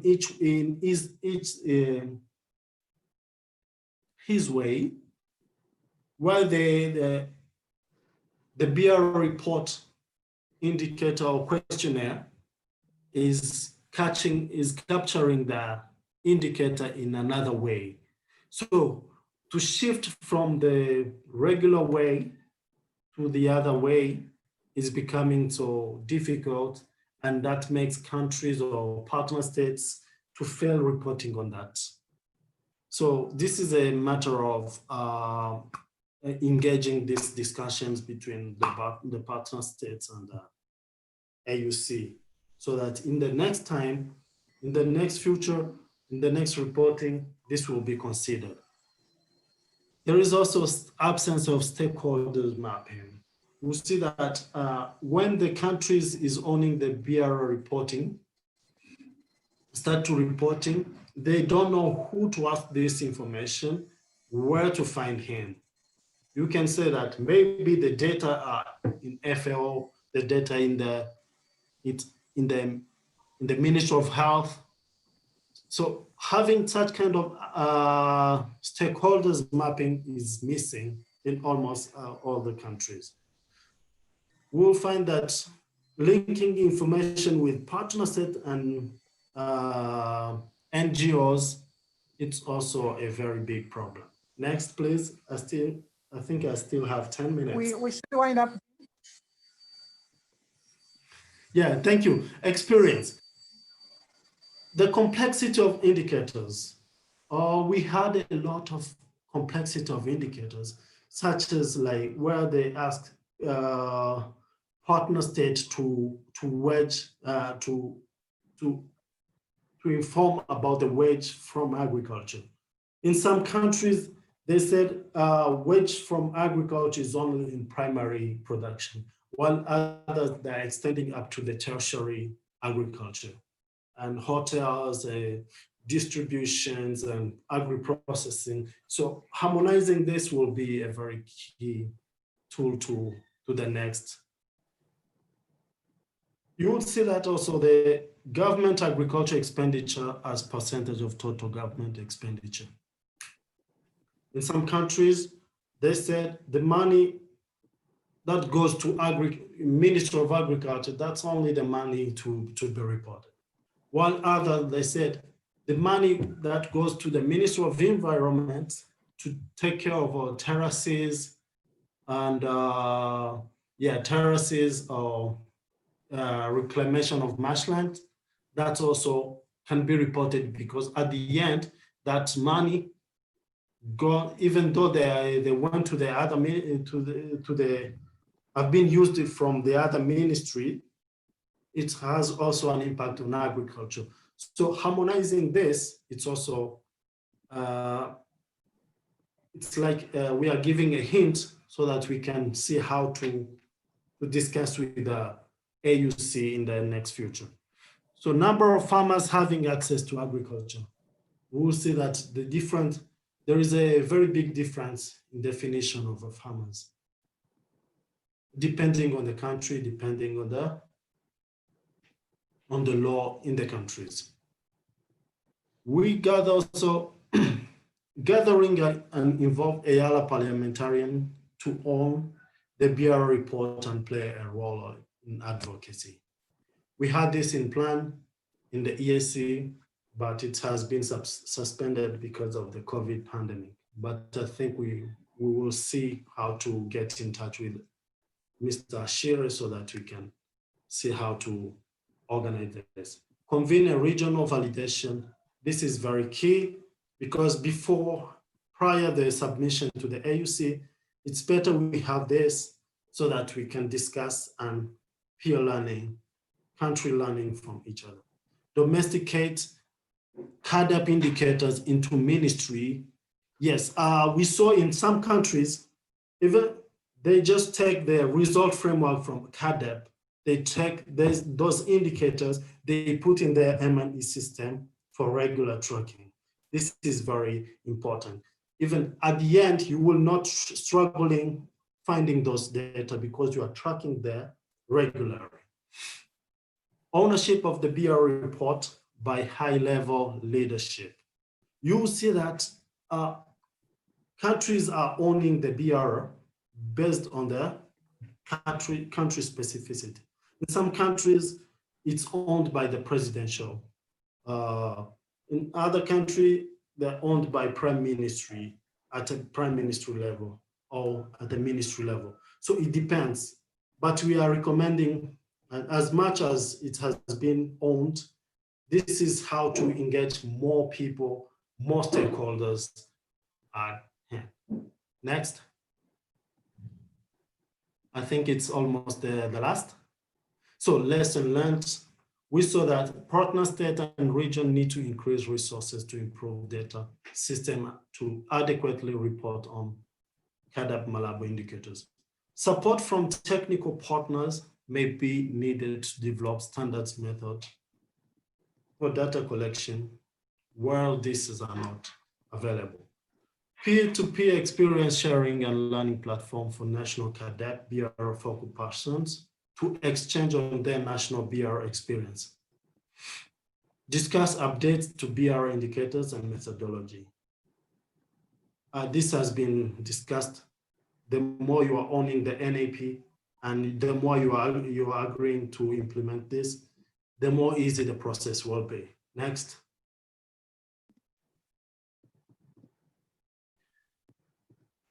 Yes, provide adequate training and capacity building to countries by increasing the number of country BR experts. And also conducting a regional validation. This is key to the good. It will be a very important forum for cross-country and peer learning. And also elaborate gender and youth sensitive policies and regulations. And next.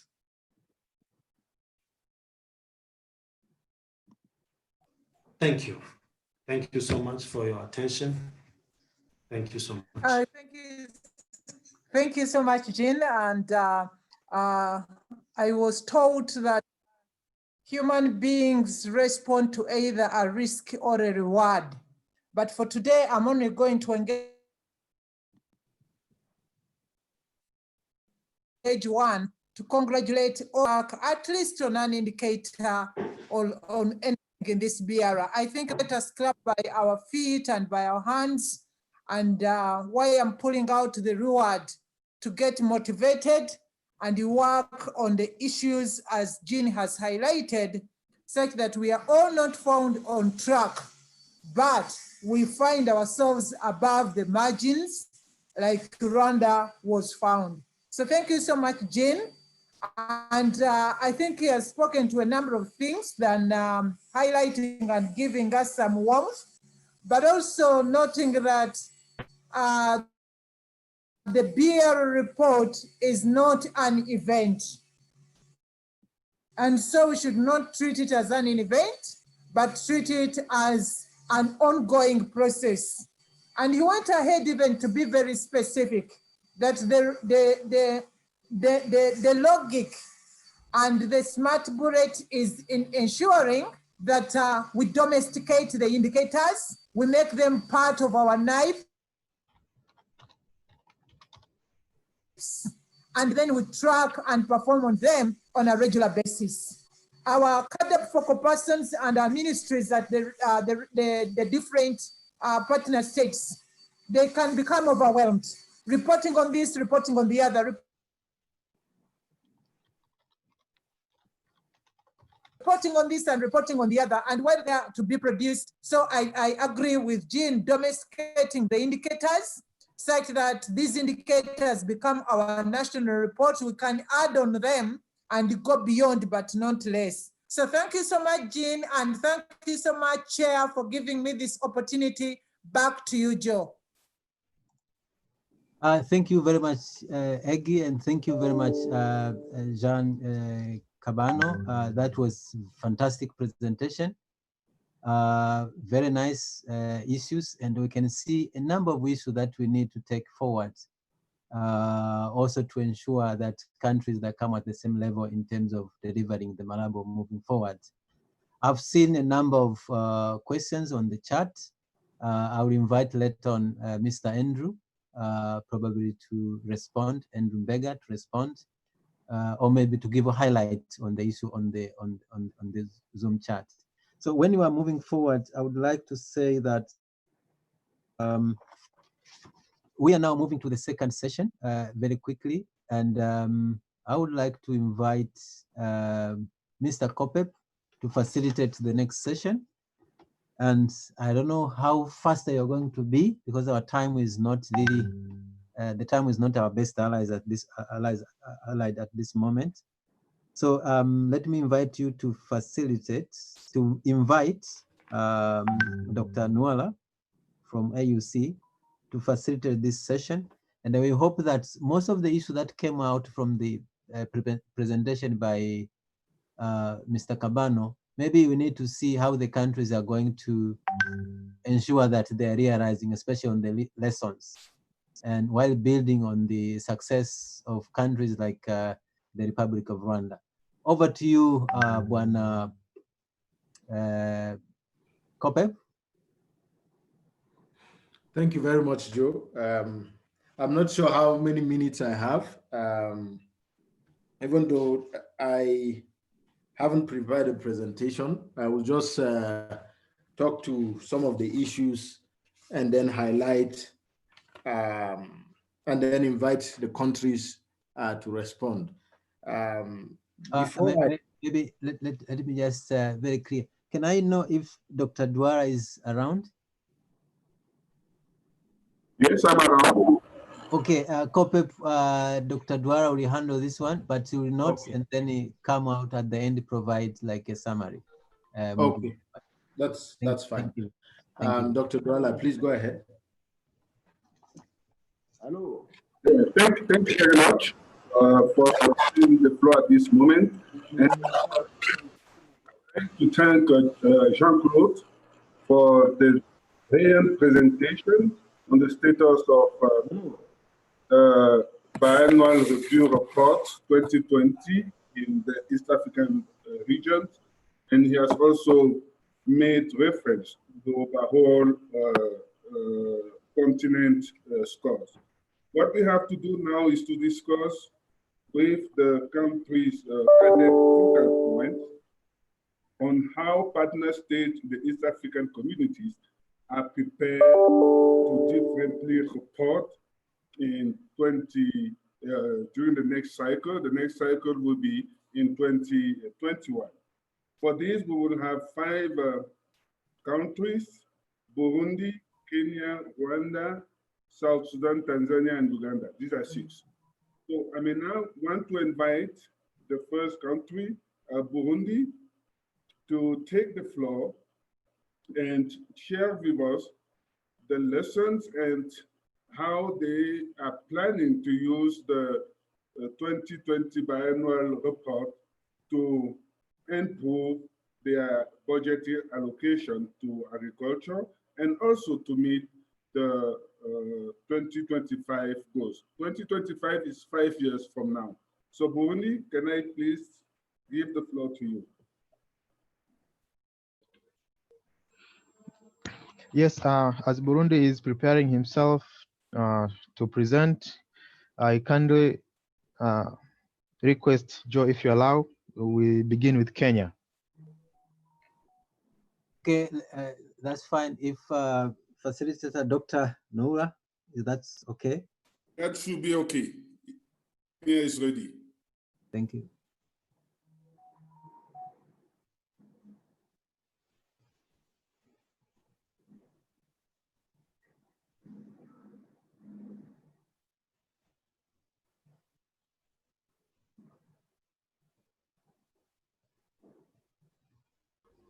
Kenya, Madam Josephine Love. You're welcome.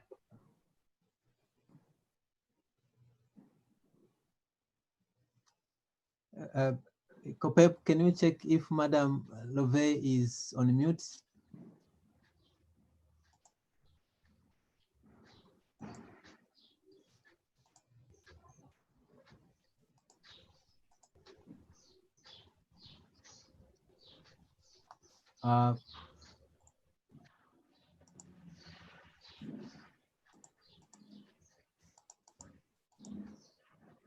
Probably the network has problems, so we can invite the next one, and that should be BKR. That should be Rwanda.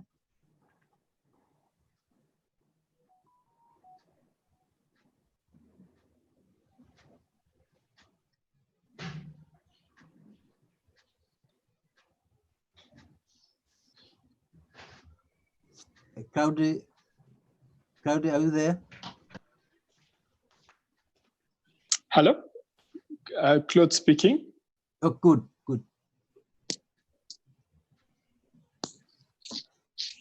You're welcome. I think you can just start. All right. Thank you very much. As I'm waiting for the presentation to be uploaded, I'm Claude Bizimana, calling from Rwanda, Kigali. Work with the Minister of Agriculture and More Resources as the CADAP focal point. So yes, I can see the presentation.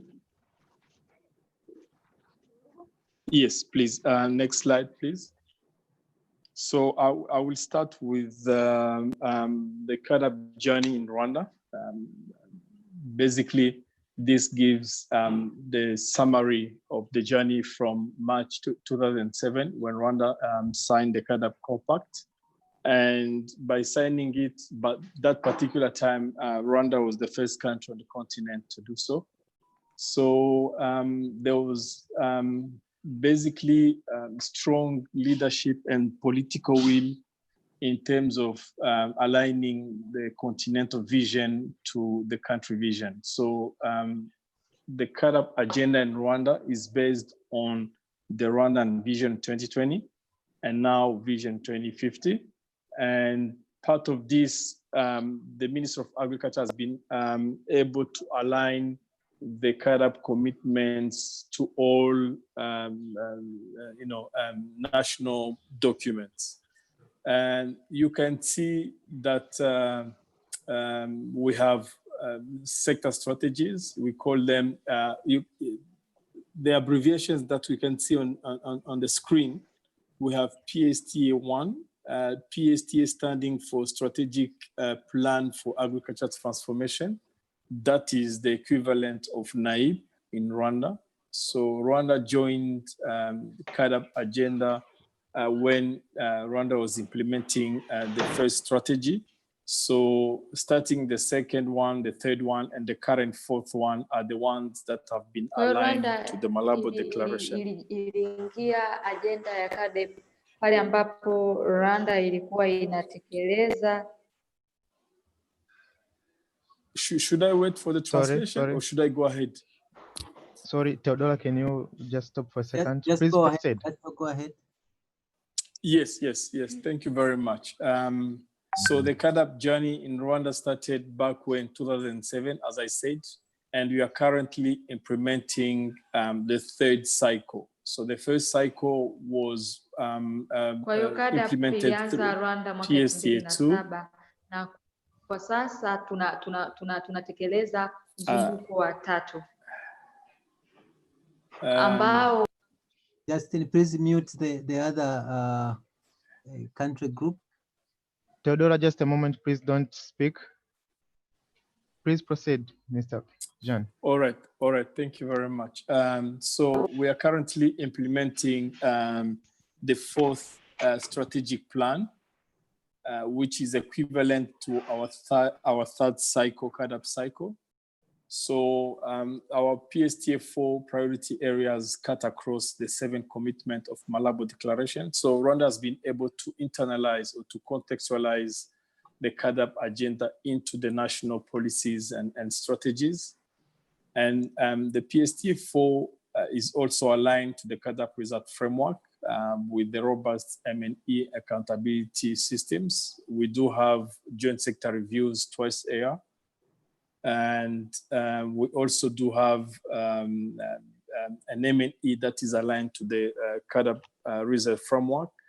And that allows us to have the biennial review process, the continental biennial review process as an internal, if you like, M&E, as an M&E system. And all the PSTAs are validated through commitments by stakeholders, including representative farmers.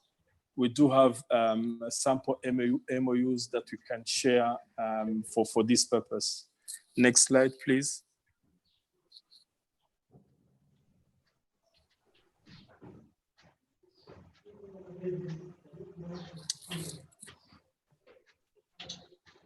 Next slide. Yes. This talks about the biennial review process in Rwanda. As Jean-Claude Kabano has said, Rwanda reported high performances in 2017 and 19. The good performances, they come from the lessons learned, successes and lessons learned from the 13 years of experience in implementing CAADP. They also come from wide consultations at national level in terms of planning, implementation, and review of our sector strategies. We also have multi-sector oversight committees for the implementation of PSTS. So every cycle we have a monthly agriculture sector working group that is overseeing, the implementation of PSTA4. And our agriculture sector working group is chaired by the Minister of Agriculture and co-chaired by the lead donor. Currently, we have the European Union, which is co-chairing the sector working group. We have been able to attach to that process of M&A accountability with the performance scheme that we call IMIHIGO, which is a performance scheme being at the we have performance schemes at individual level, at sector level, but we also have what we call a joint performance contract, where we look at the performance of any particular activity that is jointly done by the Minister of Agriculture and any other institution. So there is a strong ownership of the BR process by the high-level leadership, starting from the heads of states up to the farmer level. So for this, because we've been able to internalize the CAADP agenda into our national policy processes, the BR report is taken as a continuous M&E process, and we don't see it as an ad hoc reporting process.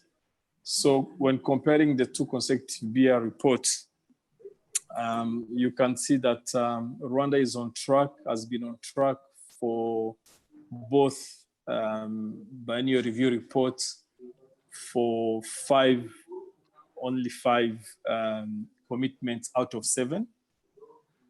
And as you can see, there are numbers for the BR 2017, but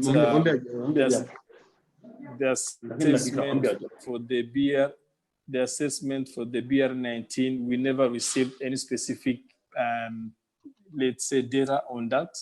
Though we know that Rwanda did not, as Mr. Kabano has explained before, Rwanda has never, was not able to achieve beyond commitment number.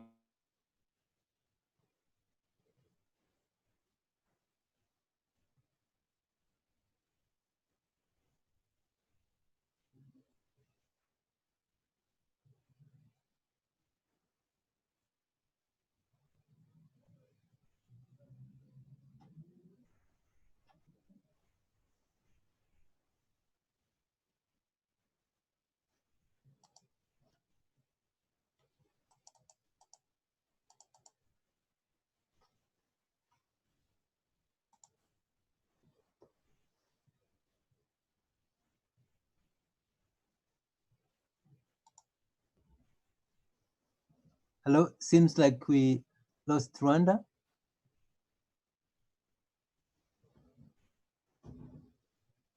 Hello, Justin. Yes, he's there, but seems maybe he might have some network issues. I see. So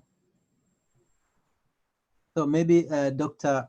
Noula, you can invite the next.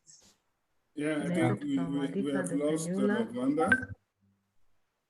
And we can invite the next speaker. Kenya was ready. Is Kenya ready now? Kenya yuko tayari?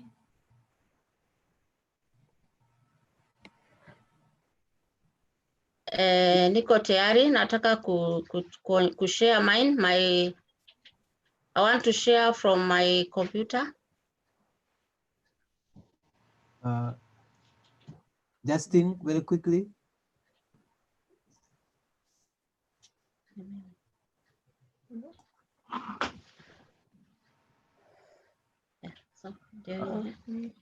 Madam Josephine, you can just proceed. It is shared from this side.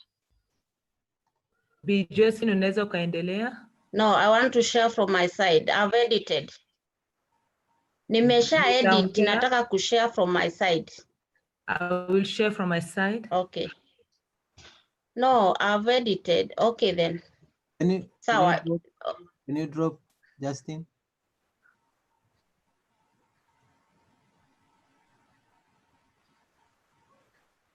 Madam Josephine, you can share. Bi Josephine, unaweza. Yeah.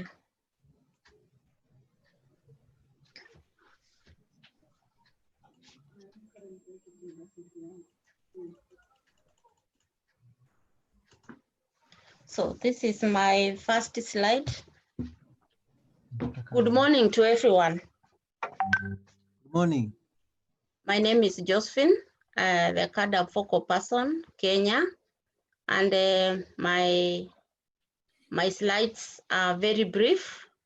And the first slide I'm displaying, I'm trying to show how we hold agriculture, how important we hold agriculture in our country. It provides us with the food, all the staples, we grow them. We grow fruits and vegetables, and it contributes to our GDP.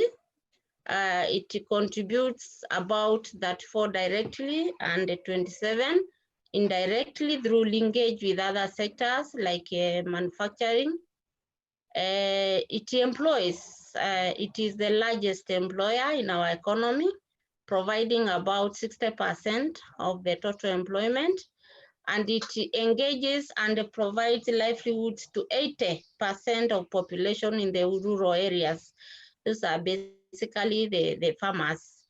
And for forest earning, it brings about 50% of the forest earning through export of horticulture, tea, coffee, and other items. For the sector, it has a mixed growth rate. 2018 against the Marabo of 6%. 2018, the sector grew by 6.1%. 2019, it had a depressed growth of 3.6%. This year, we expect some depressed growth further because of what is happening now. The COVID has affected many issues in the agriculture sector. Labor has been affected, marketing, even in investments. But towards the end of the year, we shall see how it goes on. Although the rainfall has been a bit fair, some areas are producing very well. In our efforts to eliminate hunger, this was our basic score. For these parameters, we are not doing very well, but given what we had from 2015, I think we are improving, and our efforts are guided first of all by the Big Four agenda, and we are the Big Four agenda aims to eliminate hunger 100% through various interventions. We also have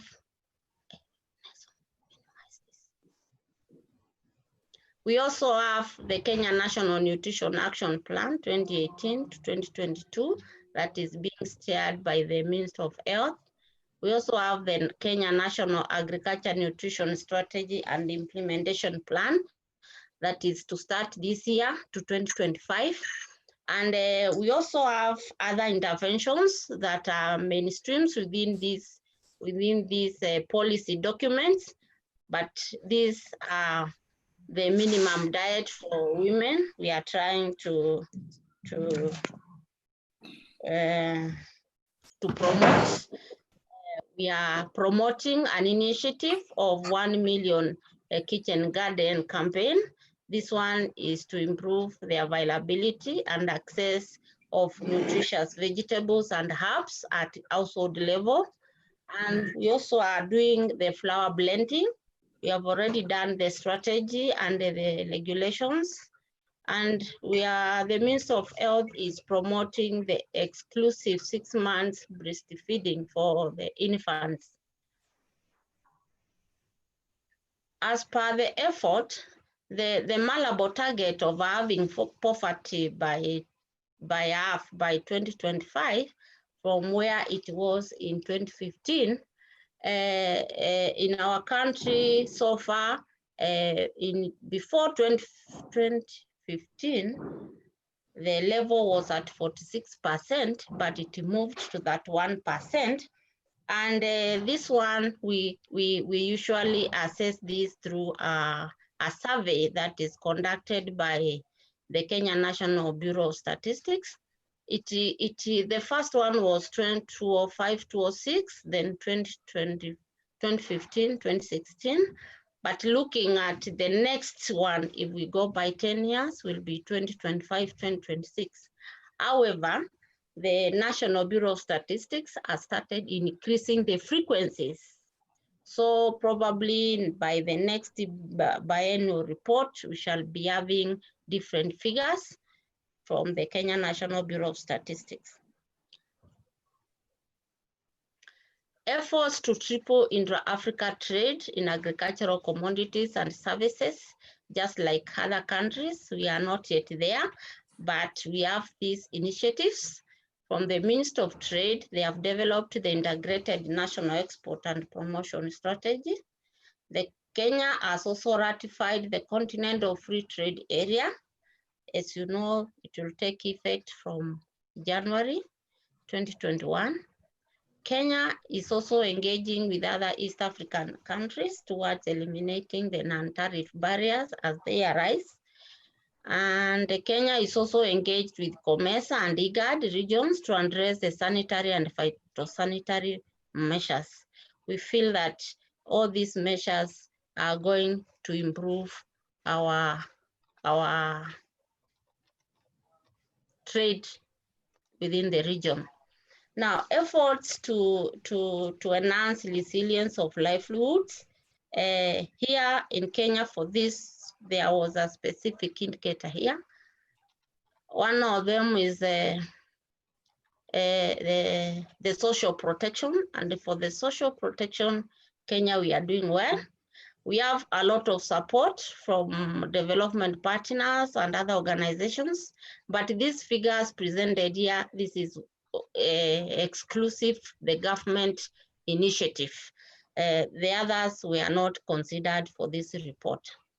We also have many programs. We have various programs that we are trying to implement so that we can boost resilience of the livelihoods. We have one project of the Regional Pastoral Livelihoods Program, and in Kenya we have our component.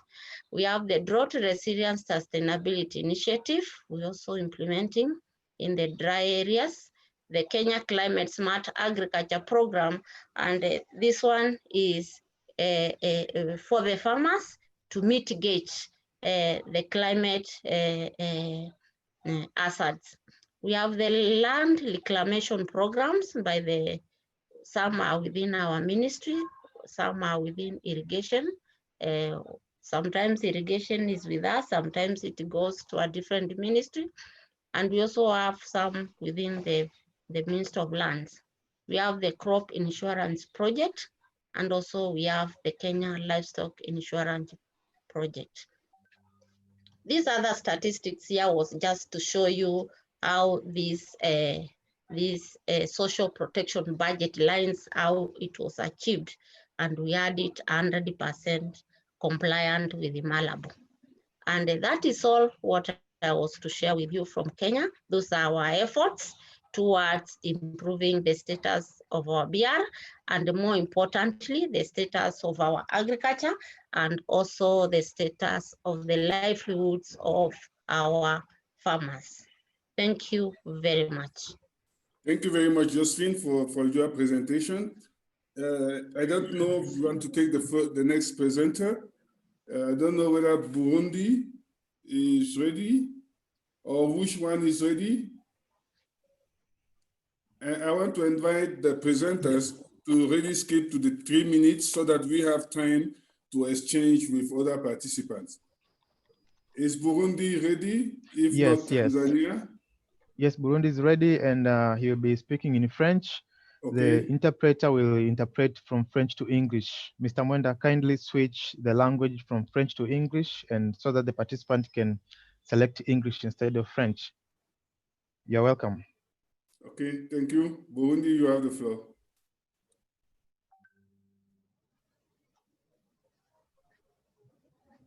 Yes, this is English. Yes, yes.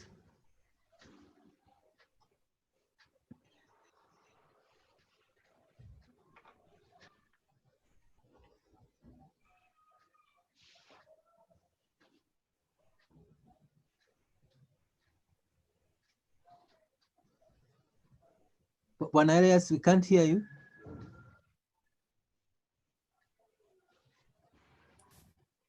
Yo, Burundi, on ne vous entend pas. I'm very brief with my presentation. Okay. I'm usually very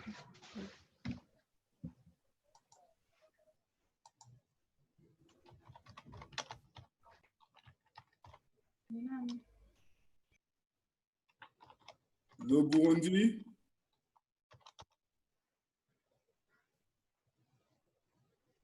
Est-ce que vous êtes là? Are you with us, Burundi?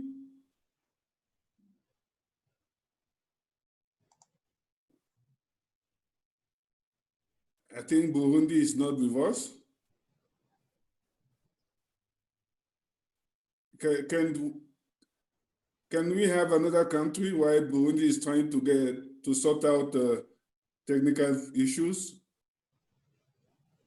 Can we have Tanzania or Uganda? Hello, moderator. Yes, Claude. Yes, sorry, I got cut off because of power. I was connected to a wireless source. But Yes, Claude, we'll come if you back allow, to you. all right, Let us take the other presenters, and then we'll come back to you at the end before we open up for discussion. Thank you. I think Burundi, we have lost Burundi. Is Tanzania or Uganda ready?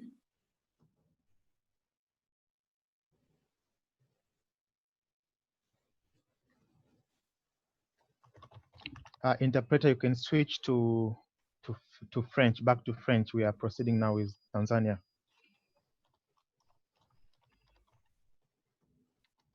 Okay, Tanzania.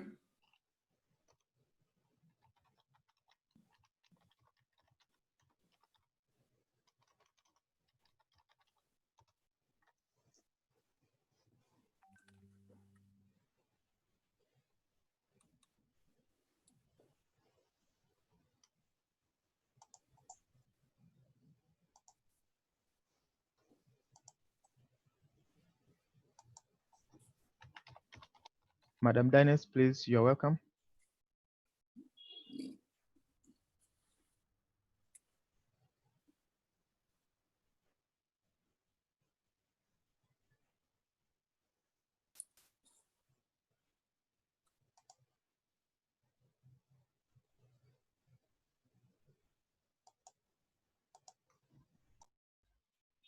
Diners, please unmute your microphone.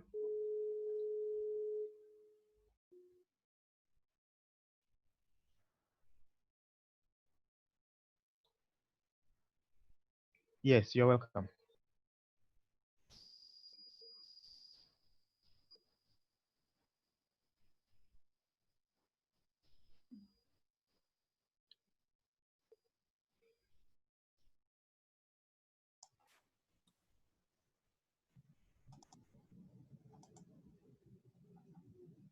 Tanzania?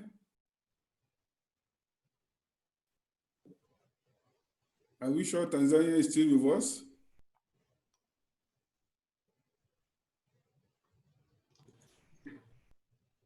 Maybe we move to Uganda, Justin. Okay, now we move to Uganda. Hello, good morning. Good morning, Richard. You have the floor. Thank you very much. Just as I wait for the presentation, yes, the slide is up.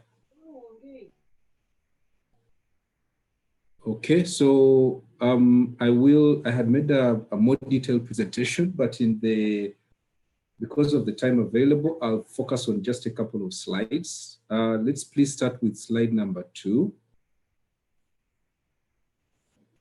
So this is just to give you a general idea of the sector overview in Uganda. Our mission is to transform subsistence farming to commercial agriculture for food security, increased household incomes, and increased exports. And Uganda is still the main thrust of the economic growth. The agriculture is still the main thrust of Uganda's economic growth. And even during the COVID-19 pandemic, this has come out even more clearly.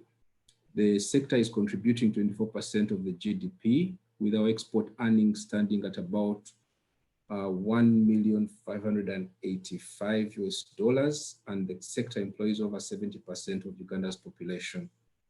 Let's please go to slide number 4, where we give an idea of the sector trends. Slide number 4, please, where we look at the sector budget as a proportion of the total national budget. And here we looked at 4 financial years. Financial year 17-18, the sector had 3.8% of the national budget. Could we please go to the slide number 4, please? Yes, thank you.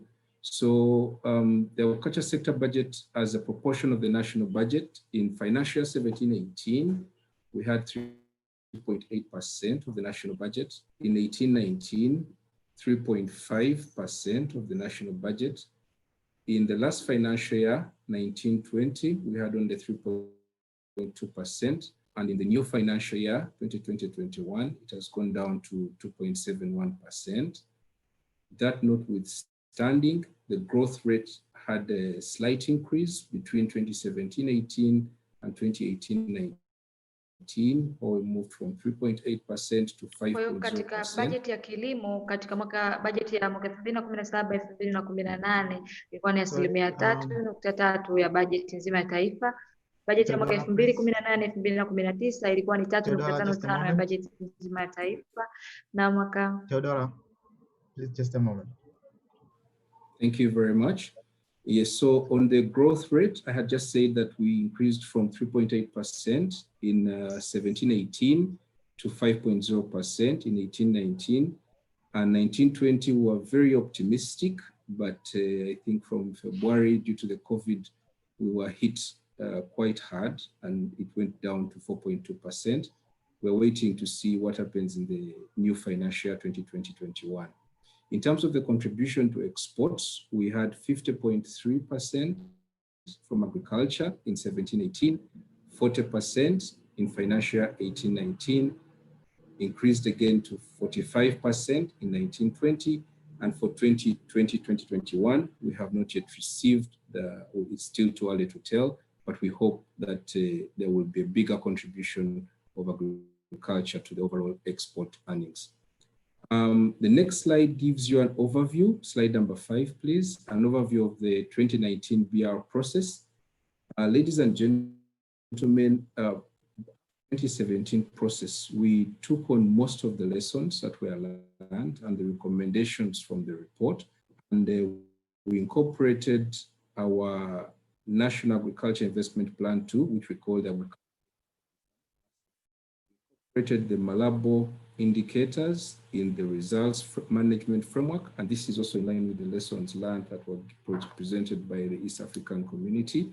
We revitalized our agriculture data management system through operationalization of the routine agriculture administrative data collection system, and even now we're trying to see how we can scale that up in the districts and the lower local governments, so that we have a sustainable system where we have accurate, quality administrative data collected real time and uploaded into the servers, which have now been set up here at the Ministry of Agriculture.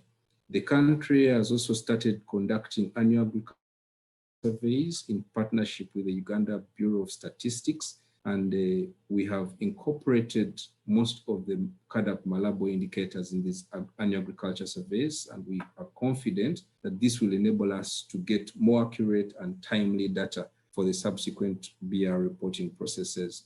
We also established partnerships with researchers and other networks through the Uganda Policy Analysis Network, which was supported by the RISAX, ECA, and developed a roadmap which was approved by the sector top policy management, and this guided the entire BR process for 2019. This wasn't something we did in 2017, but we learned from here that the more we involved the stakeholders, especially at top policy management level, and later we shall show at the other stakeholder levels, we had much more information collected on a timely basis. We held various retreats in preparation for the last biennial review report, including one in May and June 2019, where we compiled, analyzed, and populated the 2019 BR report. And we then had a validation workshop with the stakeholders in July 2019. We also had the final BR report endorsed by the sector top policy management, and this greatly increased on our budget. Slide number 6 gives you an idea of the comparison between the country performance in 2017 and we also include the minimums. Here we see that in 2017, we were assessed to be on track in 4 indicators. 2019, we were assessed to be on track in 3 indicators. But when you look at the performance carefully, as mentioned by the East African community presenter, we were quite happy that overall, Uganda improved by 29% from the 2017 score. We scored 5.68 out of 10, so assessed to be not on track. But when you look carefully at each of the different commitments, for example, commitment 1, we performed, we had 9.04, although the minimum was 10, but we see that there was a good improvement from 7.32. Commitment 2, there was also an improvement, although we didn't meet the benchmark. Ending hunger is where we, I think, performed much, much better, and we were able to be, we were assessed to be on track. Having poverty, we had some few challenges in the country, specifically climate change. When our sector, agriculture sector in 2017 and 2018 kind of went down a bit, this indicator also the performance went down, but we're confident that even though we are affected by the COVID-19 outbreak, we shall see an improvement. Boosting intra-African trade, we performed much better and were assessed to be on track. Enhancing resilience to climate variability, we performed much better, we were assessed to be on track. And then mutual accountability, although we were assessed not to be on track, we still had an improvement, and we are confident that now as we begin the implementation of the new NAIP, because Uganda is now going to be implementing the Agriculture Sector Strategic Plan 3, which is our 3rd National Culture Investment Plan beginning this financial year, we're sure that as we incorporate more of the CADAP Malabo indicators in the sector implementation framework, but also have more engagement with the stakeholders, our performance will improve. So from slide 6, let's kind of go to slide 14, just to save on some time. Lessons. Slide 14, please. The rest are really the details, commitment by commitment, and the indicator performance, which I think we can share. And ladies and gentlemen, we'll look at this later. If we go to slide 14,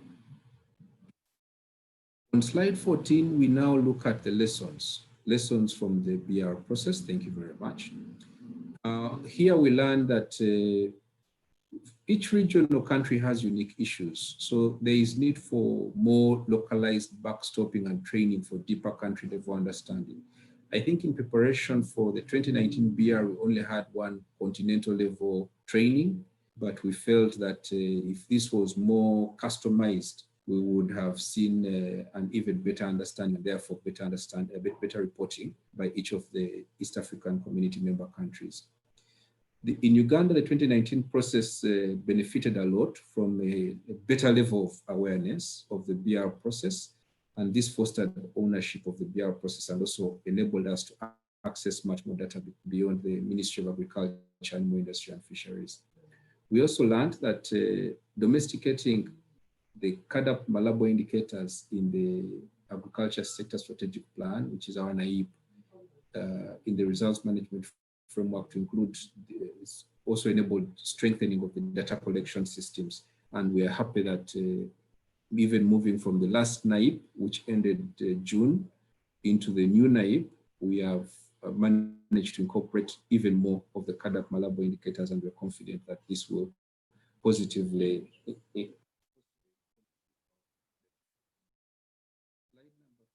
please. On the very briefly, post know that the outbreak is not only a public health emergency causing a global large-scale loss of life and human suffering, but it's also posing a major threat to the national economy and agriculture production and productivity. Next slide, please. Accordingly, the ministry is partnering with the other ministries, the private sector, faith-based organizations to increase production of some agriculture commodities and industrial processes for each one of them to achieve the full spectrum of benefits. And next slide, please. The commodities that have been identified for privatization are maize, bananas, Irish potatoes, beans, cassava, sweet potatoes, millet, sugarcane, dairy, coffee, tea, cocoa, fish, and beef. Rice, vegetable oil, horticulture, among others.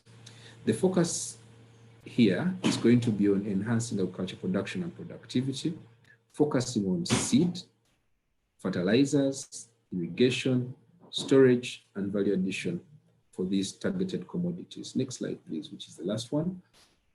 The ministry has analyzed the challenges faced by the commodity value chains, and we have up with the commodities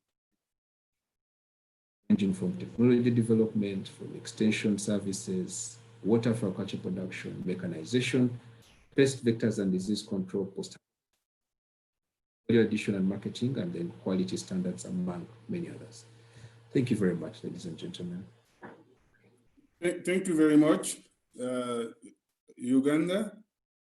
May I now invite Tanzania? Tanzania, are you ready? Or Burundi?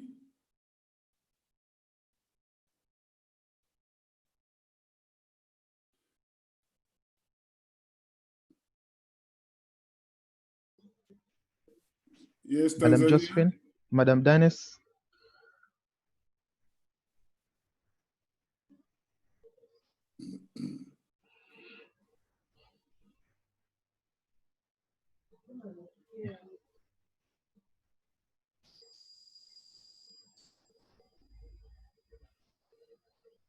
You are unmuted, but we cannot hear you, please.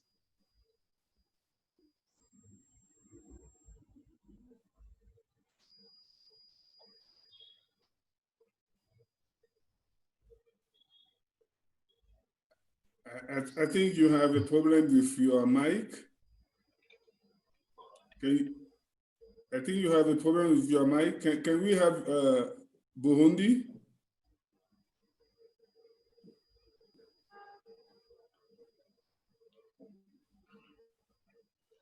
Mr. Elias, you're welcome. Interpreter, please, you can switch the languages.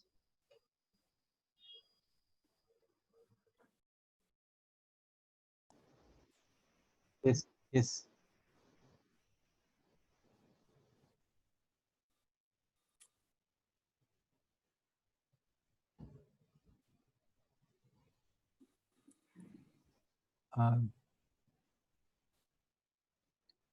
I can't hear anything. So may I propose that because of the timing, we are really behind time, that we quickly move to the COVID-19, just a simple, brief presentation, because we want to close by on top of the hours.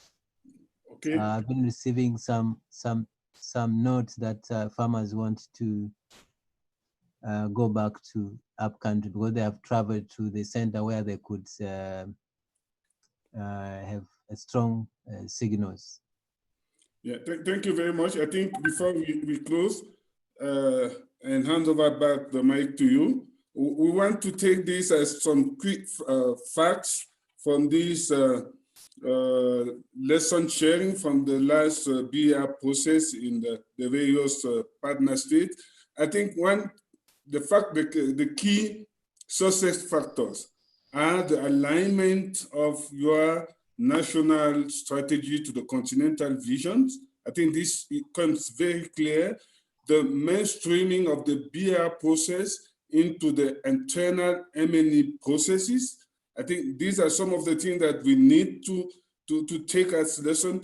The top level management involvement is key to the process, and as mentioned by Uganda, in terms of the support that the partner states are expecting from the AUC and the East African Community Secretariat, this support should be customized to each country because country has specific needs. I think these are some of the lessons that we can take from the last BR process in the East African community regions. We are sorry not to have heard from Burundi, Tanzania, but I think they will share with us their presentation. So thank you very much again for your presentation, and back to you, facilitator. Sorry, Doctor, I'm told Dr. Leju is online. Probably you can allow him just to speak for 3 minutes. Okay. Dr. Leju, please, South Sudan. If we can just highlight the lessons. Dr. Leju, I think is... Yeah, South Sudan. I think he might be having challenges as well. I can't hear him.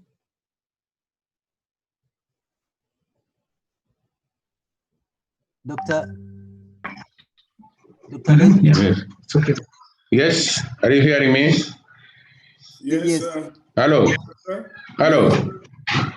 Yes, we are hearing you. Are you hearing me? Quickly, can you You're share hearing me? the lessons? Yeah, thank you very much.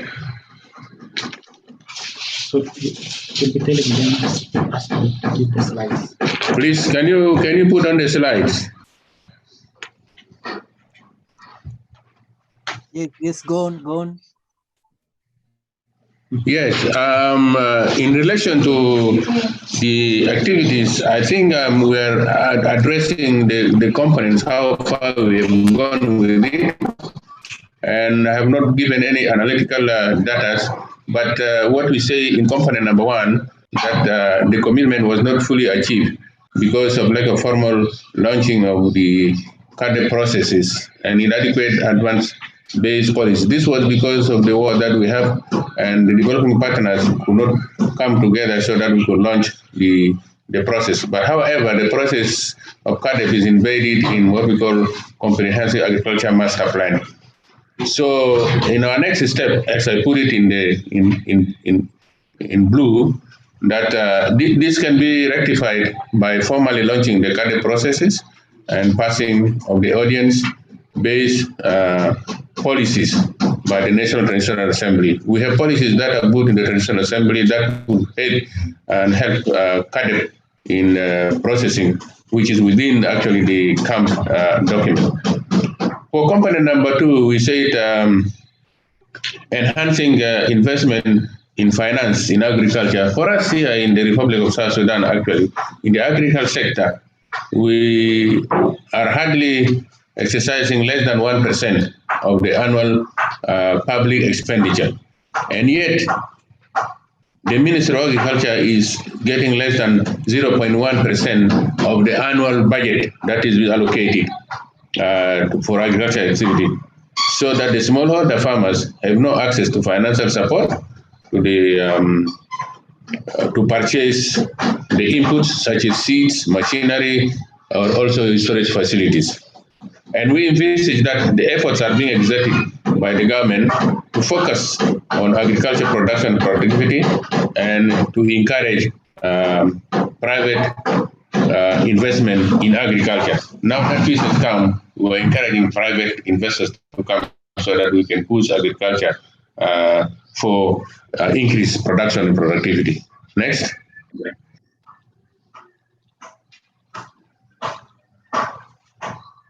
For component number 3, the country has a poor land tenure system, and there is high undernourished population, because we are talking about improvement of nutrition, the encouragement of country in establishing research institutions. As far as we are concerned, we have not even developed a rehabilitate our agriculture institutions so as to answer the problems of stunting, to answer the problems of nutrition.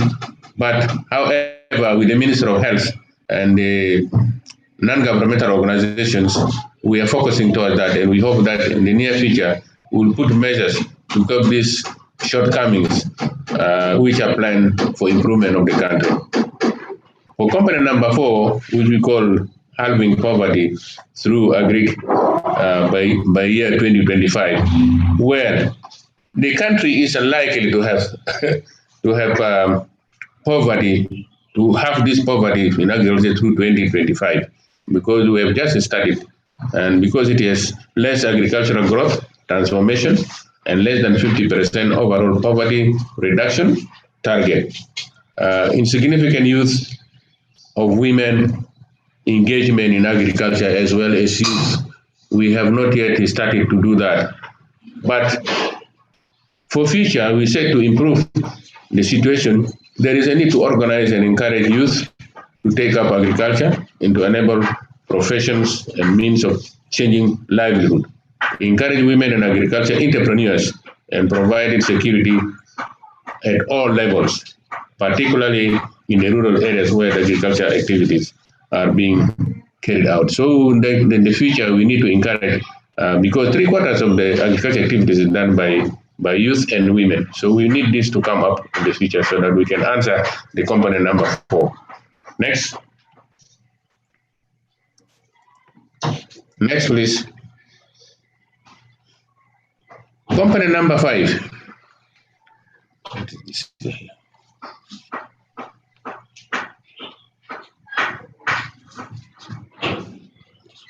Yeah. I'm not seeing it. Boosting international trade. Yes, boosting trade and international on agriculture production and productivity. Well, as I mentioned before, after the independence of 2011, 2 years after that, we launched ourselves into war.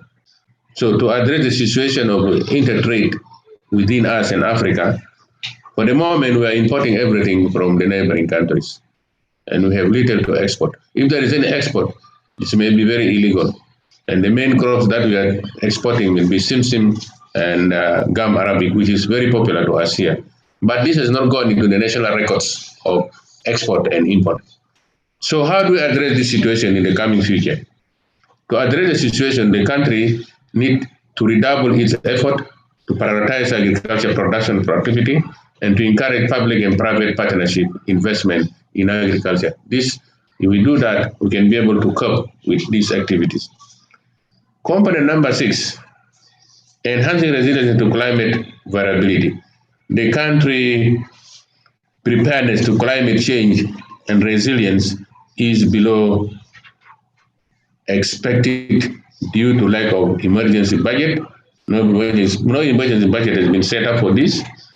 No emergency budget has been set up even for flood and insecurity and drought. These are the things that we should be addressing in the climate change, but the national government has not set up these activities. So there is no specific land policy relating to share of agricultural land under the sustainable land management practices. What is the way forward? The government is actually to institute a specific land management policy for sustainable land management and to set up a specific budget line to address emergency issues such as drought, flood, developments, displacement, and conflicts, which is detrimental to the development of agricultural activities. The last component, number 7, enhancing mutual accountability for action and results. Yes, to enhance this, we have actually set up all the institutions which are working with us, including the national, the international organizations, the farmers' unions, the farmers' producers' union, the non-actors, and the necessary online ministries that are connected with agriculture, because agriculture is cross-cutting, like Ministry of Health for nutrition, Ministry of Education for education, Ministry of Roads and Transport for transport, Ministry of Animal Resources, Ministry of Gender for youth and women in development.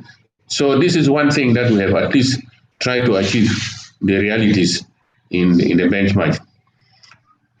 So the way forward is a strong relationship with the structure is required to improve inclusion in the program, particularly our state, because our structure is 10 states, which are actually the funders and the founders of the agricultural production and productivity. As mentioned by my colleague Jean Cavallo, we have 1.98 score out of the 6.6 benchmark.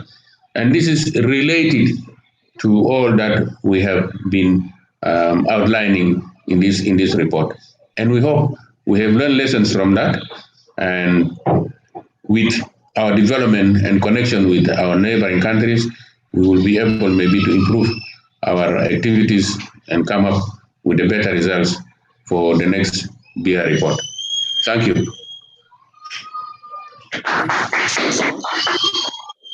So facilitator.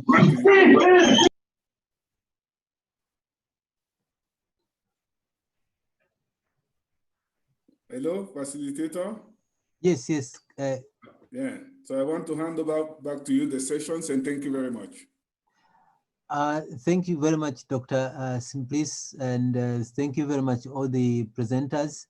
Apologies, time was not on our side, and really the guest of honor would like to leave so soon. So may I invite now Andrew Mbega if we have any points from the chat room, and I'm handing now to Madam Okeke, who will be inviting Dr. Piri to make a brief presentation on the COVID-19, and then we'll invite the guest to close the session. Apologies, we are really running out of time. So over to you, Madam Constance and Andrew.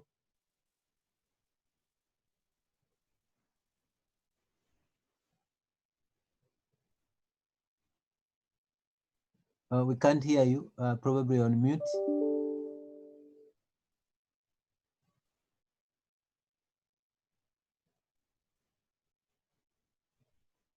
Constance, you are not, we can't hear you.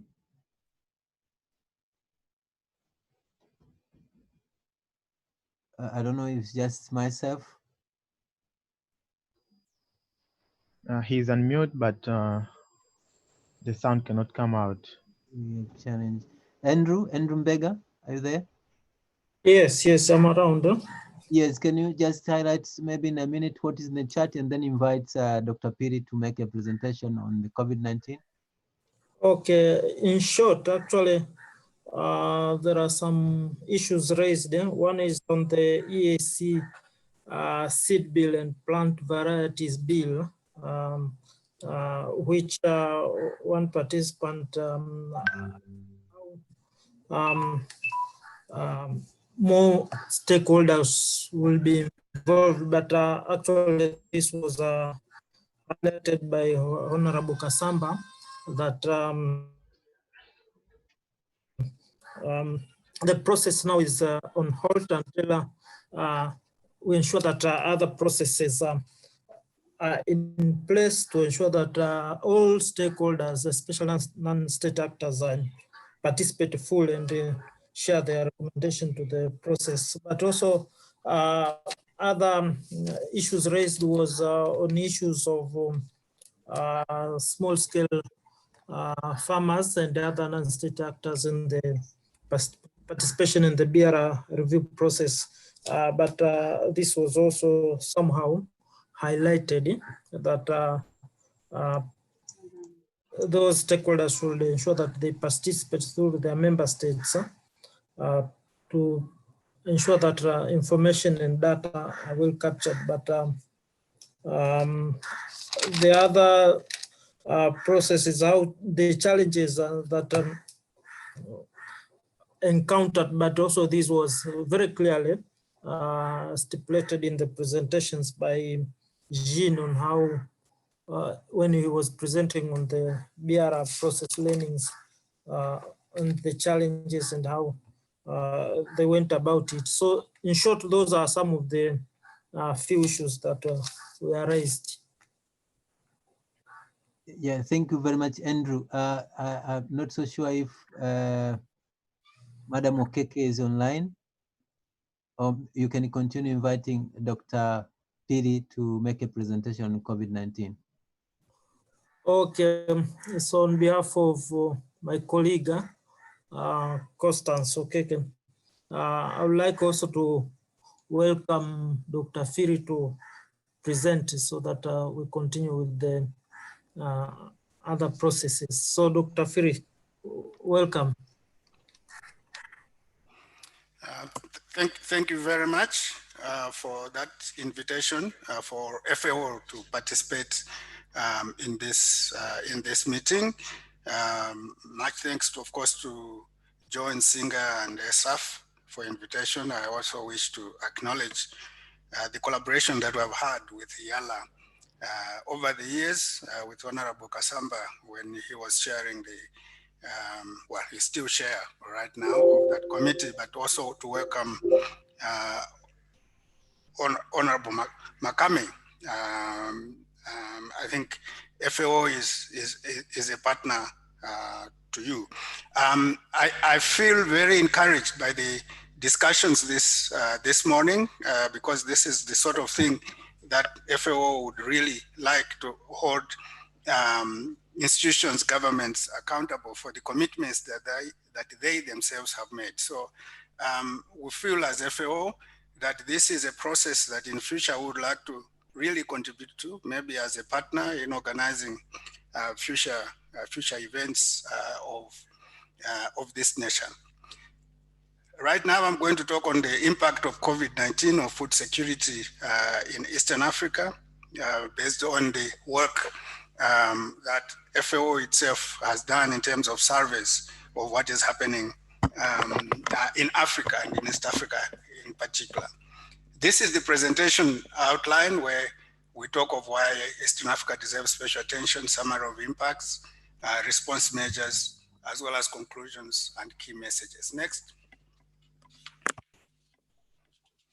I will start with this quote, which comes from the State of Food and State of Food Insecurity in the World 2020 report that was launched by FAO, hosted it on Monday this week.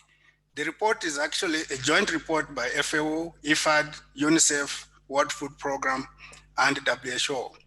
And this is the important quote. If there's something that you need to remember, it's this one and the last messages that I will make. The food security and nutritional status of the most vulnerable population groups is likely to deteriorate further due to the health and socioeconomic impacts of COVID-19 pandemic. And I'll give some of those figures a little bit later. Why East Africa deserves special attention? Because that triple crisis at the moment. We have the worst invasion of desert locust in 25 years, in Eritrea, in Ethiopia, and in Somalia. And as far as Kenya, South Sudan, and Uganda are concerned, it's the worst invasion of locusts over the past 70 years. And it's really bad, okay, for those particular countries. South Sudan, fortunately, it is more a transition country, so it has not been affected as much as, in particular, Ethiopia, Kenya, and Somalia. Second, that the COVID cases are also increasing, okay? It may not be relatively to other sub-regions within Africa or globally, that the cases or, in fact, mortality are not very high by global standards. However, they are increasing within this sub-region. Kenya, Ethiopia, Djibouti, Somalia, and South Sudan are leading with most cases. Then there are floods as we speak due to heavy rains. In Ethiopia, Kenya, and Somalia are the most affected. To add to this, there are also very frequent floods droughts from time to time. There is sort of alternation between floods and drought.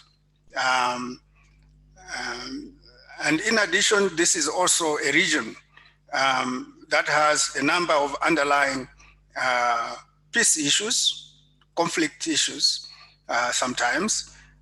So those add to these triple cases that I've just mentioned.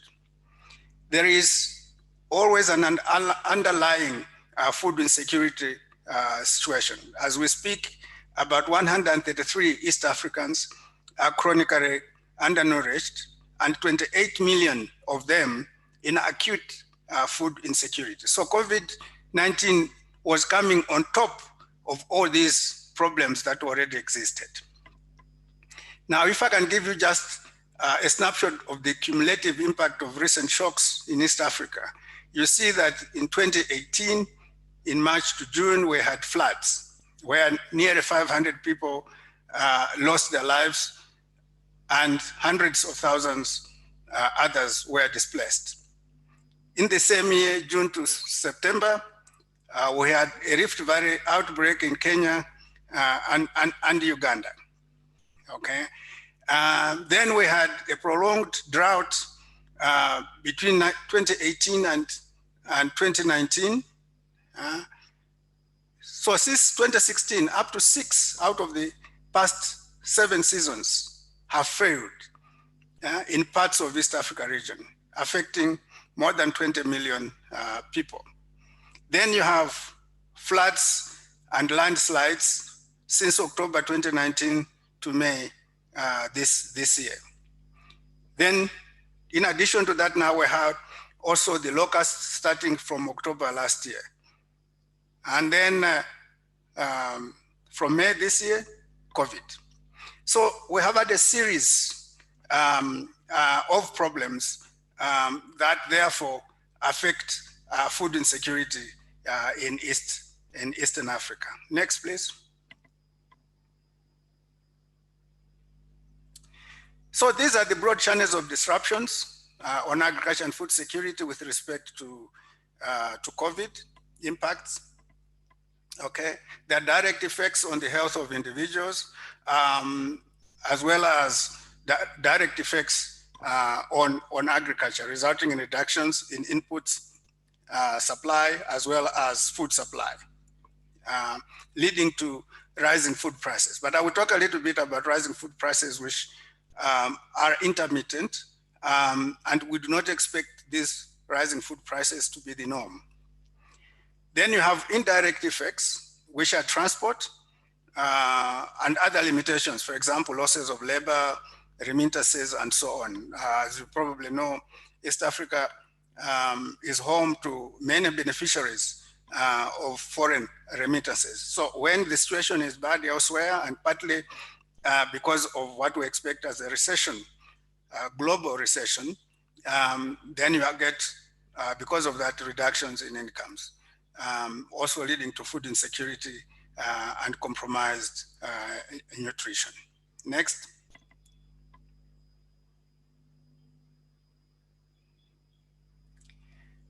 This graphic shows you the impact of COVID on food systems, and it's multifaceted, both on domestic agriculture and food production. It also affects food imports, and food imports are mostly affected because, especially initially, when a lot of countries were closing their borders to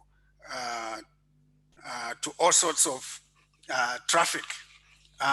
There are countries in Africa and East Africa which are very much import dependent, which means they get affected. COVID-19 also affects prices directly. It affects household income and livelihoods.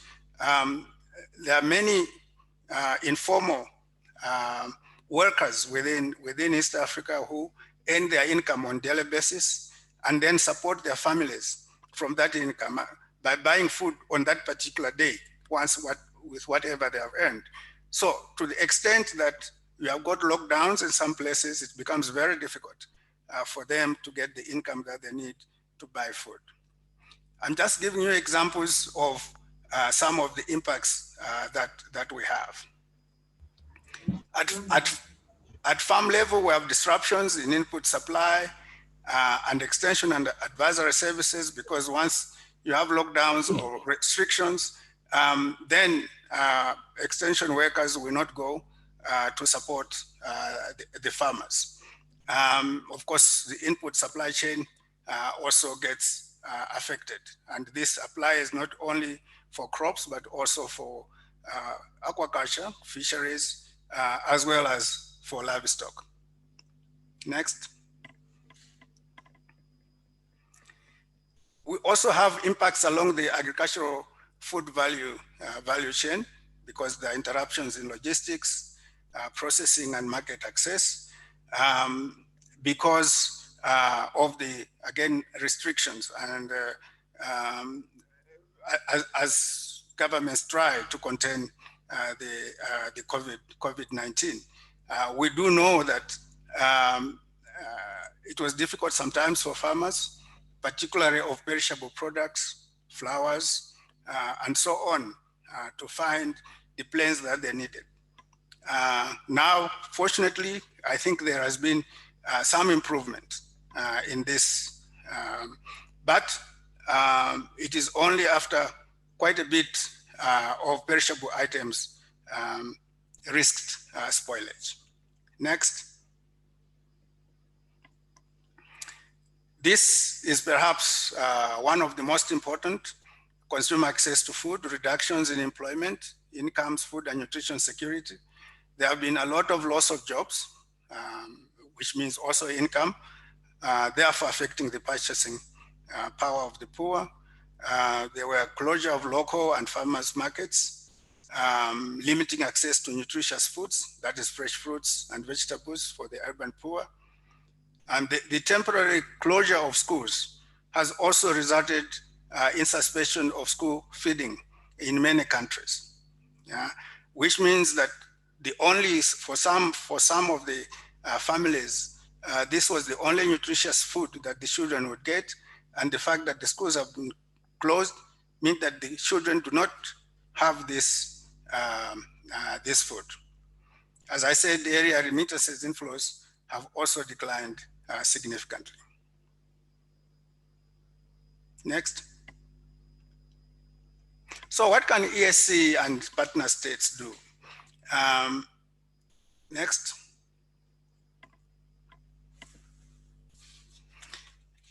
The most important thing that I think FAO is advising in our view is that first we have to safeguard the food security and livelihoods of the most vulnerable and provide productivity enhancing safety nets.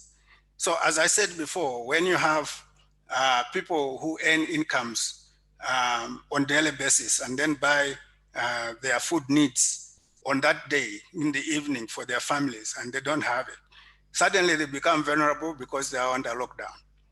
It becomes then the responsibility of the government and the communities to ensure that these families are provided with the food they need.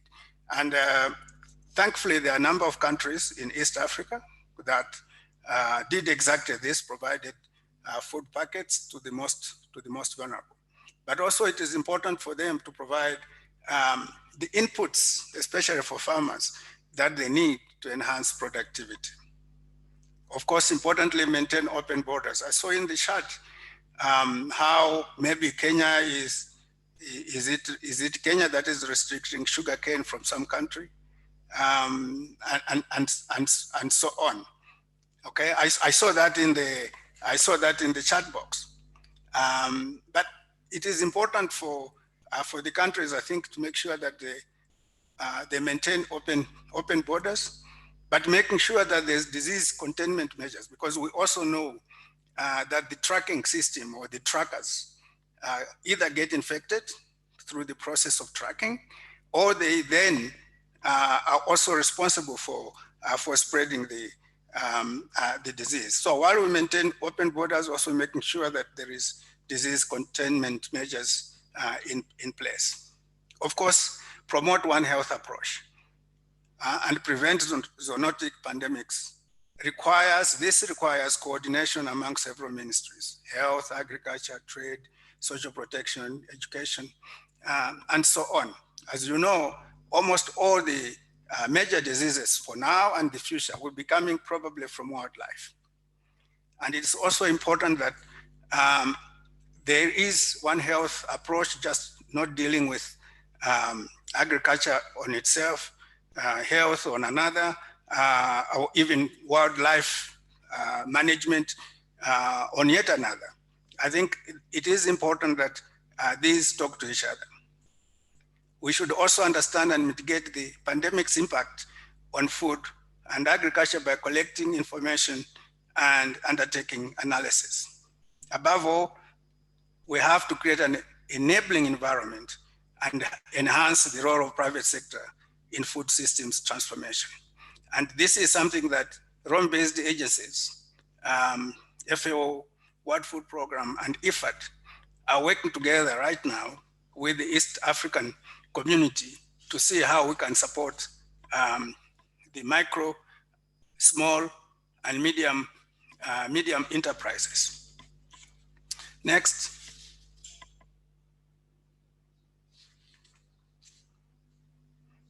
So in practice, how to mitigate the impacts of COVID-19 on food security? One, we adopt key support services for agri-value chains with innovations and digital solutions. We need to promote intra-regional trade in agricultural products and monitor market activities. We need to apply targeted economic stimulus measures for COVID-19 recovery and resilience within agriculture and food systems. The important thing is that we need to build back better from COVID-19 pandemic. Next. So I will leave you with these key messages, okay? It is very important that what is now a health crisis should not become a food security crisis. And I think the discussions that you have had this morning point to the importance of agriculture and food security and how you are taking this seriously. That's why I wish to applaud you for the work that you have done this morning.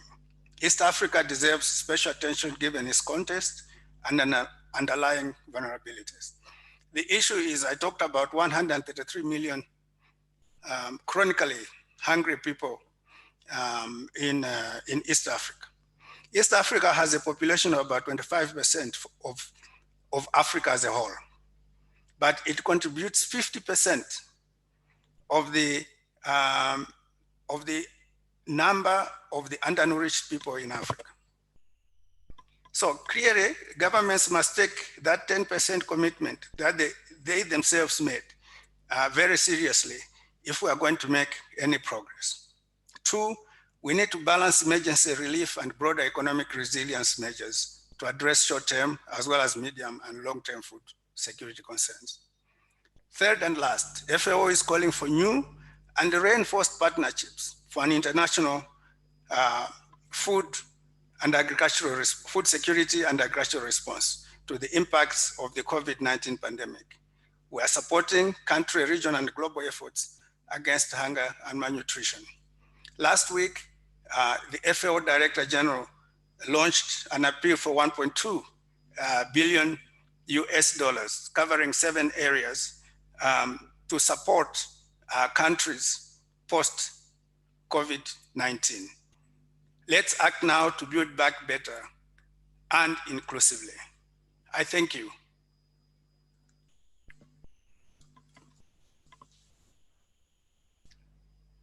Thank you very much, Dr. Piri. Now, without wasting more time, can I ask on behalf of all the farmers, Mr. Ruvuga, to invite Honorable Dr. Makame to close the event, as he also wants to go to Swalat. Mr. Ruvuga, please.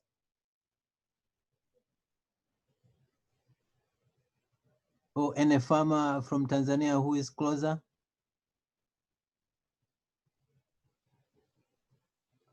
We have few minutes to close for Swalat.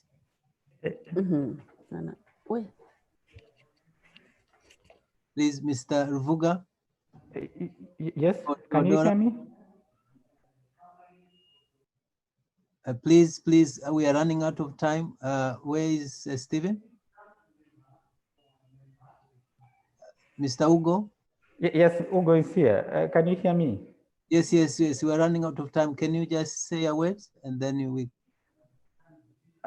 Thank you very much for this wonderful event. And then specifically for farmers in South Sudan, as we all followed the report on the performance of South Sudan in Malabo implementation. It's very critical to really note that we are really the least in the region, and that most of this is attributed to the insufficient investment in agriculture. You could see that the country is allocating 0.3% of the national budget to agriculture.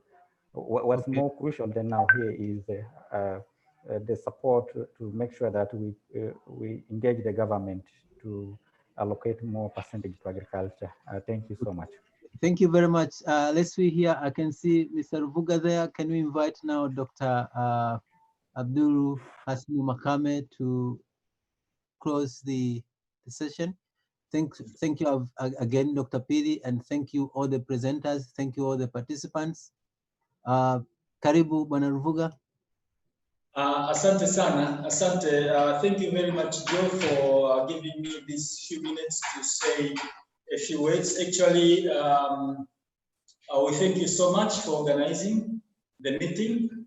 And on behalf of this group behind me that you can clearly see, we are very happy to be part of this meeting and for all the deliberations that we have made today.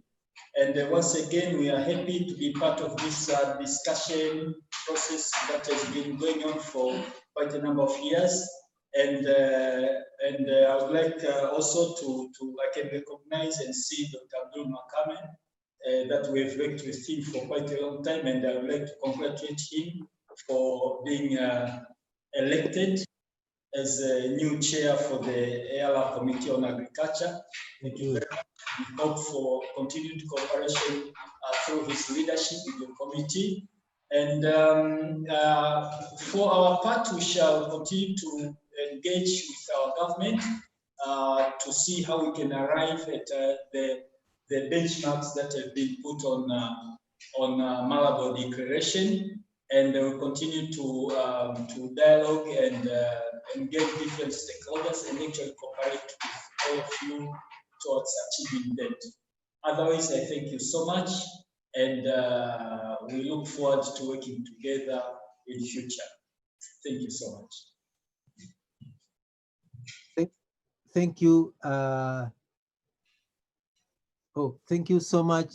Thank you so much. I think you can proceed to invite Honorable to close the meeting, and thank all the participants, because I think I didn't do that.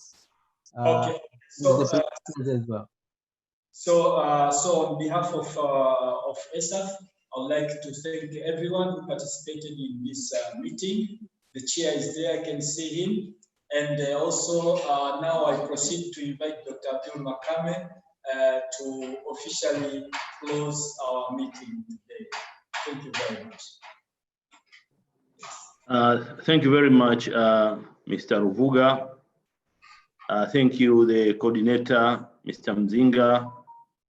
Thank you, every participant who was here. Thank you, all presenters. It was very nice to be part of this forum and the discussion, which were really very educating and very inspiring. I would like to just mention that, you know, in these issues of agriculture and food security, I had an opportunity to interact with Mr. Ruvuga couple of years ago. And then it's not that we parted, but I wasn't on the same role and I moved to other roles. And now we are back together because you see, agriculture is the backbone and the cornerstone of any society. You cannot survive without food security. You cannot survive without eating. We have to, some others live to eat and others eat to live. But whatever you're doing, you must eat. And indeed, agriculture is a very important sector. We've had some implications to the sector, but as a result of COVID, most of you here have talked about it. But luckily here in Tanzania, we took a different approach to the COVID. I wish we could have a session on that because we would have shared a lot of lessons from Tanzania. But let me assure you that in Tanzania, what has affected us are the external effects. But internally, we are okay. We are moving out and around and about. Farmers are doing their work, but it's only that maybe we cannot import some things or services, or we cannot export. But in EAC, we are using the open borders approach, and most of the countries can say no entry to some of the products, but they cannot say no entry to food, because food is a key to survival. And now the farmers have found their comfort and zone of strength. So without much ado, I'd just like to thank you very much for inviting me, and thank you for your congratulatory messages. I am part of you. I'm your colleague, and I'd like us to engage each other so that we really steer together forward and ensure that the sector of agriculture and food security deserves the attention it should be having because of its importance. It employs more East Africans than any other sector, and every other East African and every African and every human being is a key stakeholder to the agricultural sector because he or she must consume food.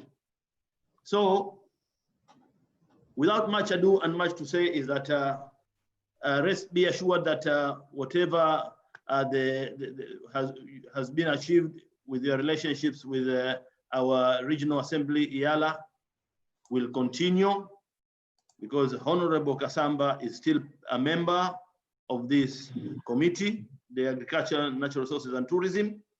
He has just begged an excuse because he's part of the team of the NRM mobilization, and they've been called to another duty, which is of equally importance to this one, and has delegated me to also say his thanks on his behalf. So on behalf of Honorable Kasamba, the outgoing chair of the Agricultural, Natural Resources and Tourism Committee, on my behalf and on behalf of the East African Legislative Assembly, I'd like to thank you very much for participating, and we are looking forward to your continued cooperation, support, and coordination. Thank you very much. Thank you very much. To Rwanda, Morakoze, na wenzangu wa Swahili Kenya na Tanzania, asanteni. South Sudan, shukran. Thank you very much, Doctor. Thanks very much, everyone. I think, can I have a woman farmer from Burundi making a vote of thanks? Mkulima wa kike kutoka Burundi, yoyote aliyepo karibu pale atoe neno la shukrani. Obedi, tunaomba mwanamke kutoka Burundi yoyote azungumze kwa lugha yoyote.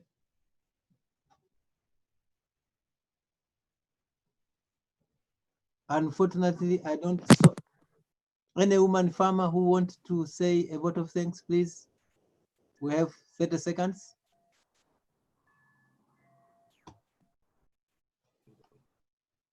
Hatuna yoyote. Tupo. Mwanamke yoyote jamani, asogea. Yupo. One woman farmer.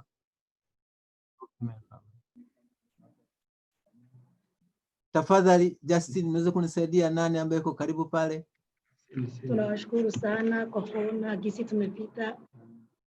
Twasema asante sana kwa kuona gisi kipindi hiki kinapita vizuri, na gisi mnazidi kwenda mnasaidia sisi wakulima. Twasema asante sana.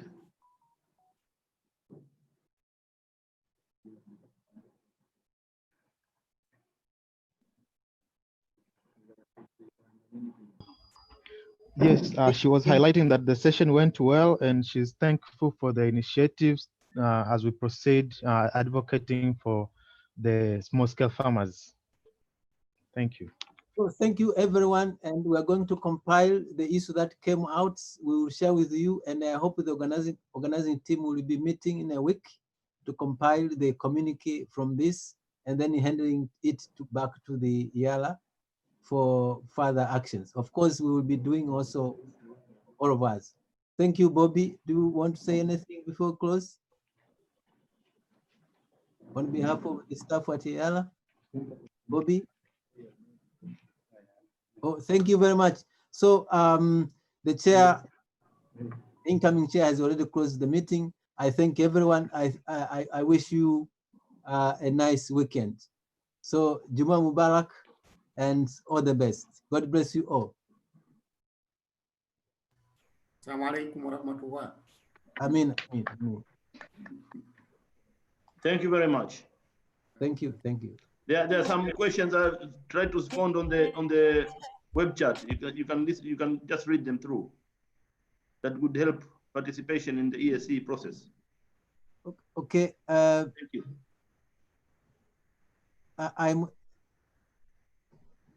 So, Doctor, I was advising that we read the questions. No, I'm just saying you can read them through at your own time, not now. Okay. We have seen it here. Please make sure you copy them. Okay, thank you everyone. Asanteni sana, na watakia weekend njema na kila laheri. Thank you. Cannot ignore the voice of millions of East Africans. Sisi ni wakulima wa Afrika Mashariki. Leo tunataka kueleza ukweli kupitia muziki. Ninyi viongozi wetu, marais, mawaziri wa bunge, sikilizeni. 10% ya bajeti ya taifa ni haki iende kwenye kilimo.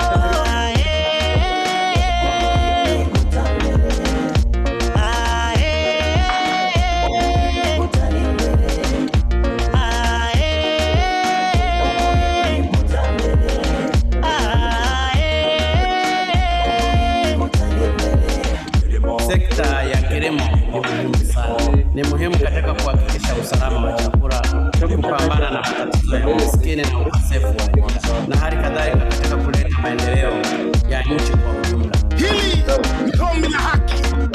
Sisi wakulima wadogo Afrika Mashariki, kila mtu asikie kilio chetu. Tunazilisha nchi zetu kwa chakula na biashara. Sisi ndio msingi wa maisha, maendeleo, mafanikio. Pamoja na umuhimu wetu, hatusikilizi sana. Asante unaopaza sauti kwa ajili yetu. Viongozi wetu, ni wajibu wenu kuhakikisha sheria, utaratibu unatengenezwa kutekeleza agizo la azimio la Malabo la kutenga 10% ya bajeti.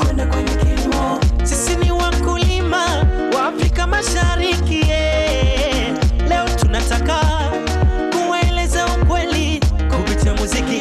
Ninyi viongozi wetu, marais, mawaziri, wa bunge, sikilizeni. 10% ya bajeti ya taifa ni haki iende kwenye kilimo.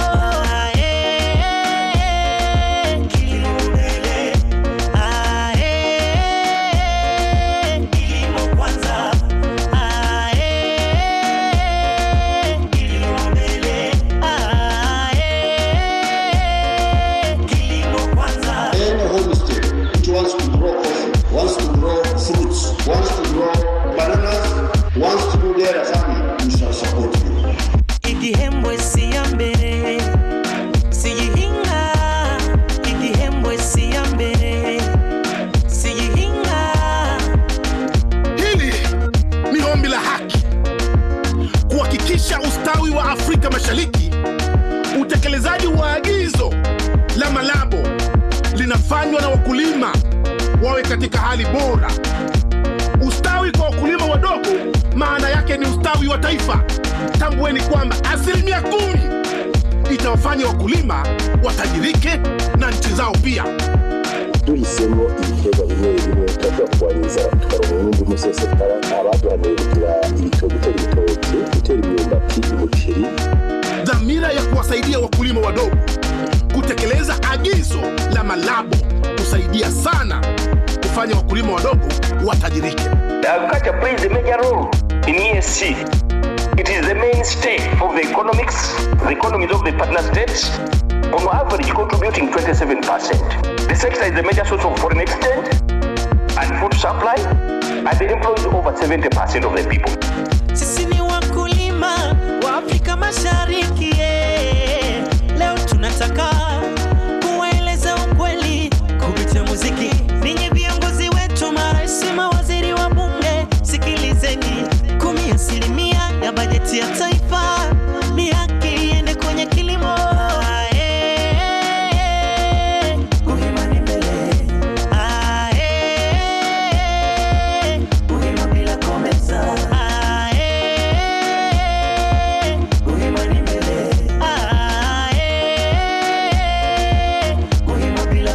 I think the importance of agriculture cannot be overstated. Agriculture is important, so we are only focusing on it to make sure that we maximize the benefits. This support is intended to enable agricultural entrepreneurs to gain access to markets, finance, and insurance. Limo kusoka, limo maso. Yeah, yeah. L'agriculture, là-bas.